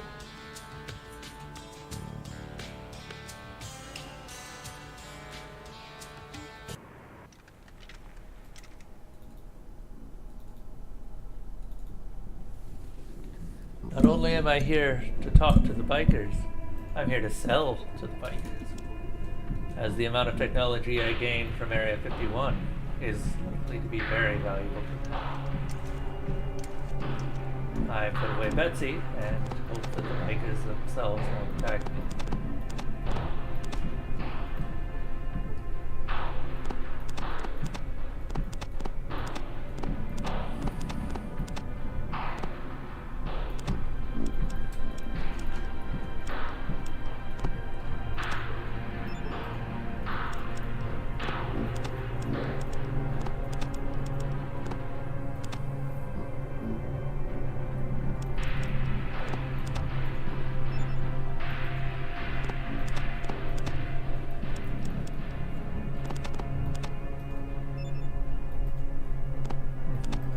I seem to have accumulated quite a large number of laser pistols from my excursion. That's quite surprising.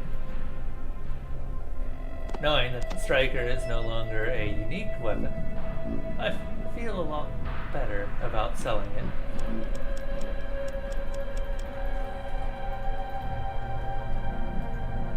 To make a deal.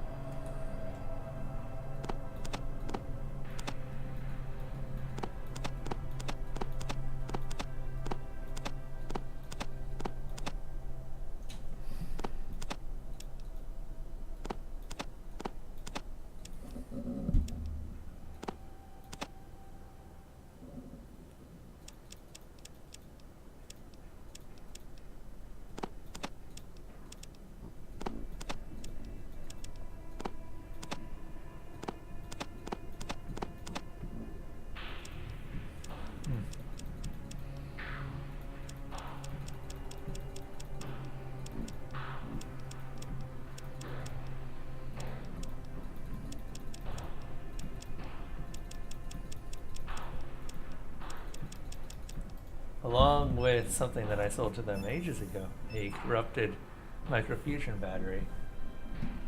I also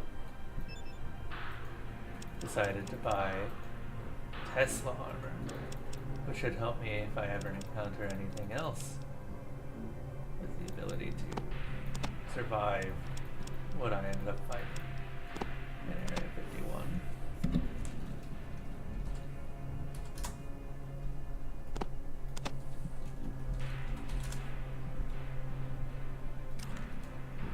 It's also a direct upgrade to my current armor.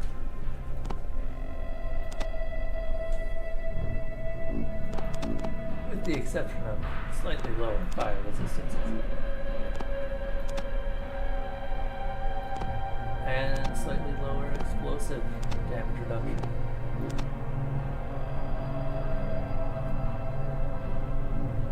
Maybe not as direct an upgrade as I would have expected. But still. Certainly worth keeping.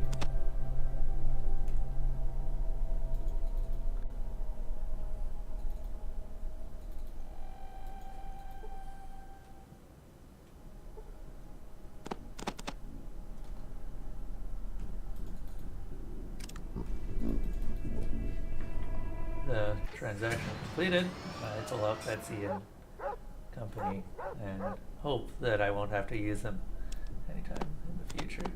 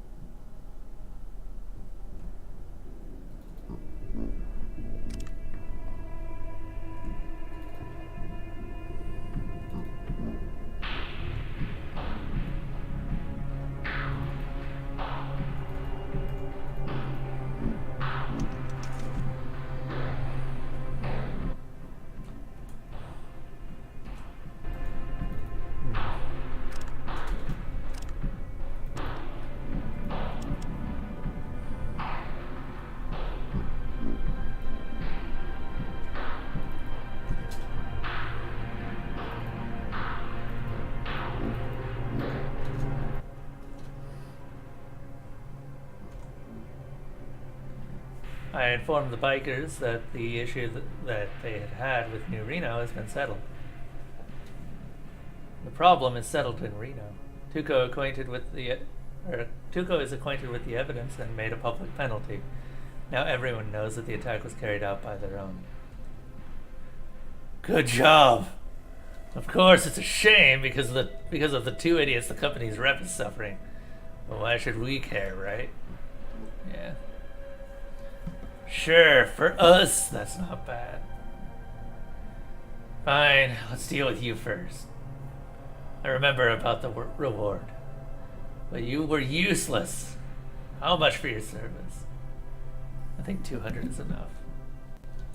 I mean, you were useless.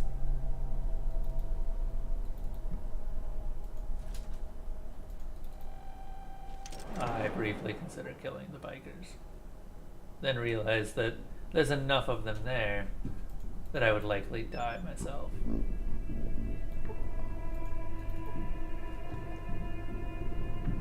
However, I think that I'd still like to take a shot at it.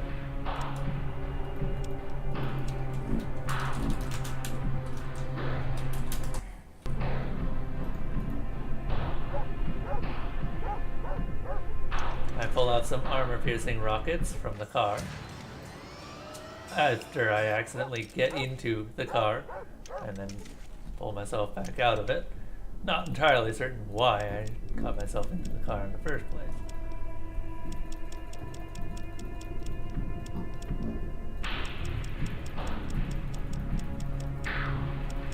Where are these armor-piercing rockets I have so many of?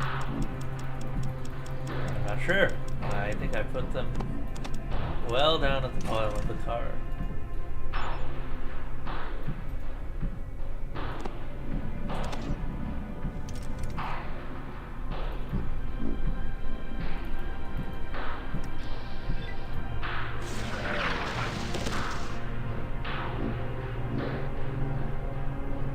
First shot does well.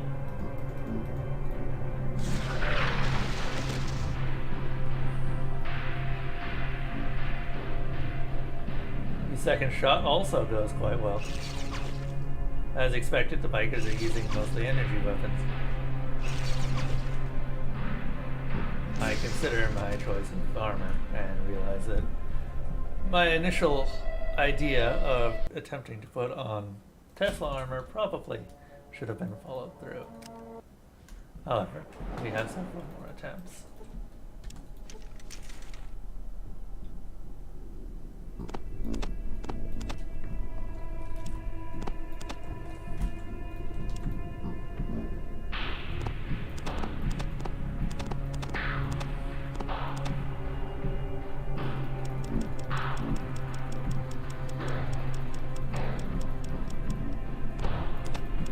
The armor-piercing ammo again, and hope that this time things will go better.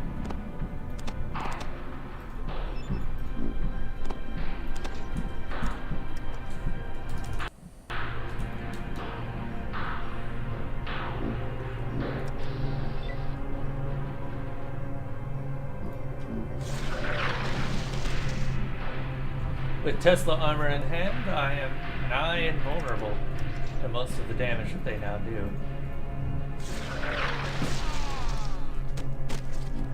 One of the bikers goes down immediately. The rest blindly attempt to attack me, little realizing that the deal that I made with them is now protecting my own life.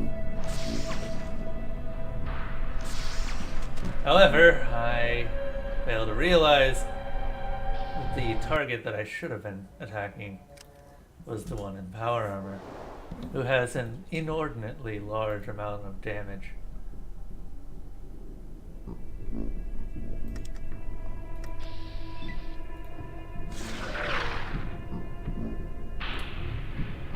The next time I try, I shoot him dead. Immediately.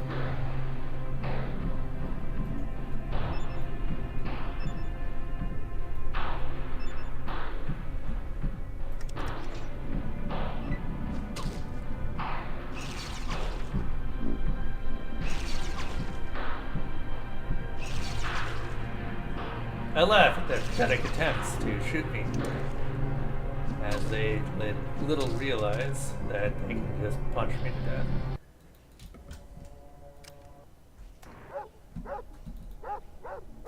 They then realize they can just punch me to death, and I died. Very, very quickly.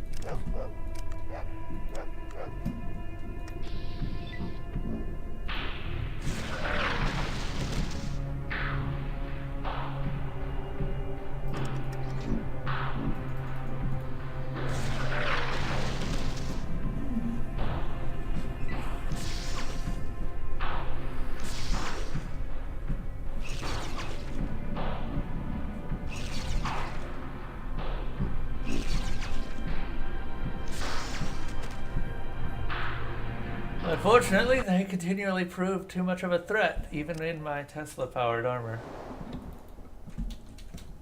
and I'm unable to take them on.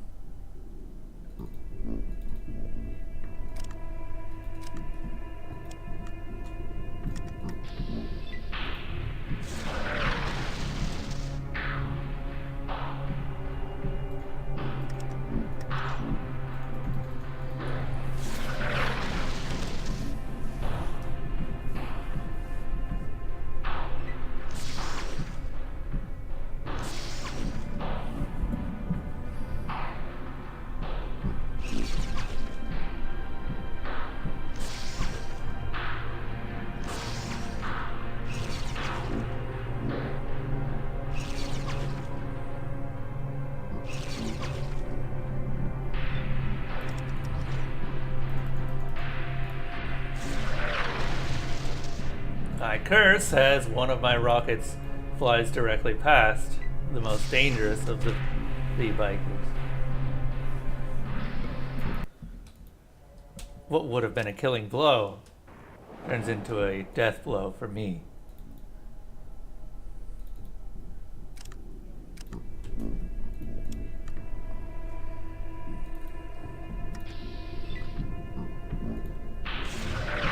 Convinced that I can do this if the random number generators will actually appreciate my very high skills at this point, I keep attempting to.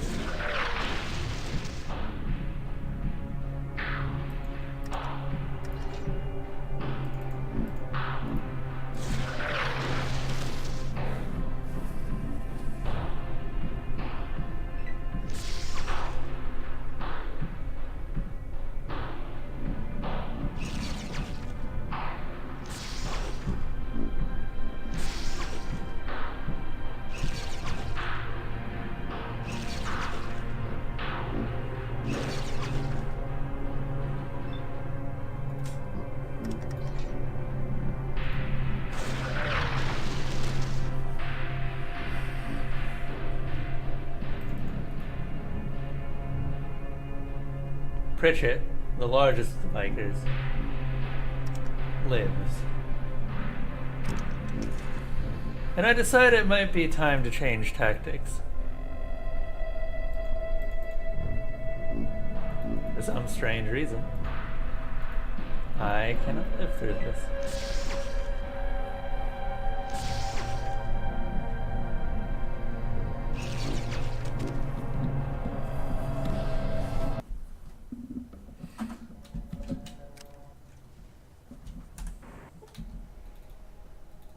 Either way.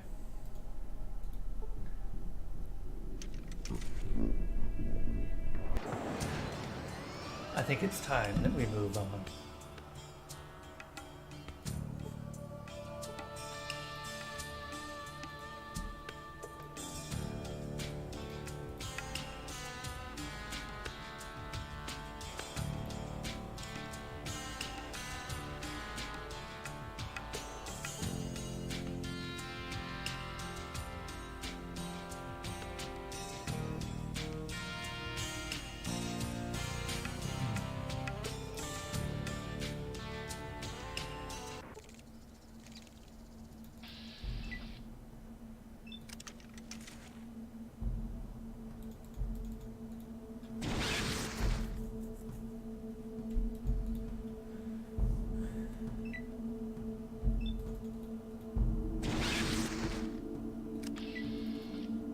We encountered a couple of rad scorpions on our way to Salt Lake City, but other than that, nothing more.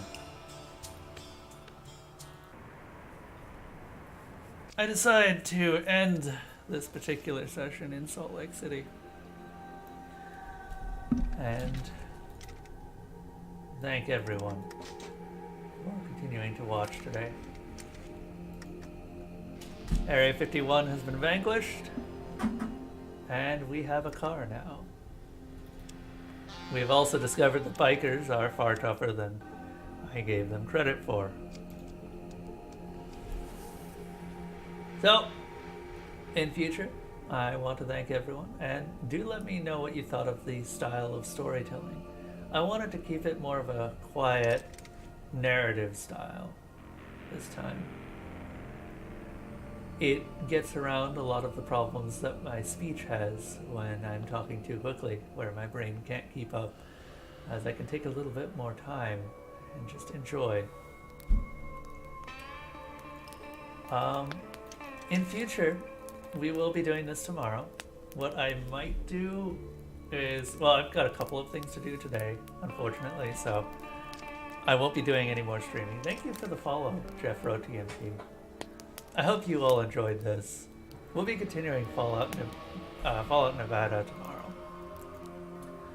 But until next time, we'll see you guys later.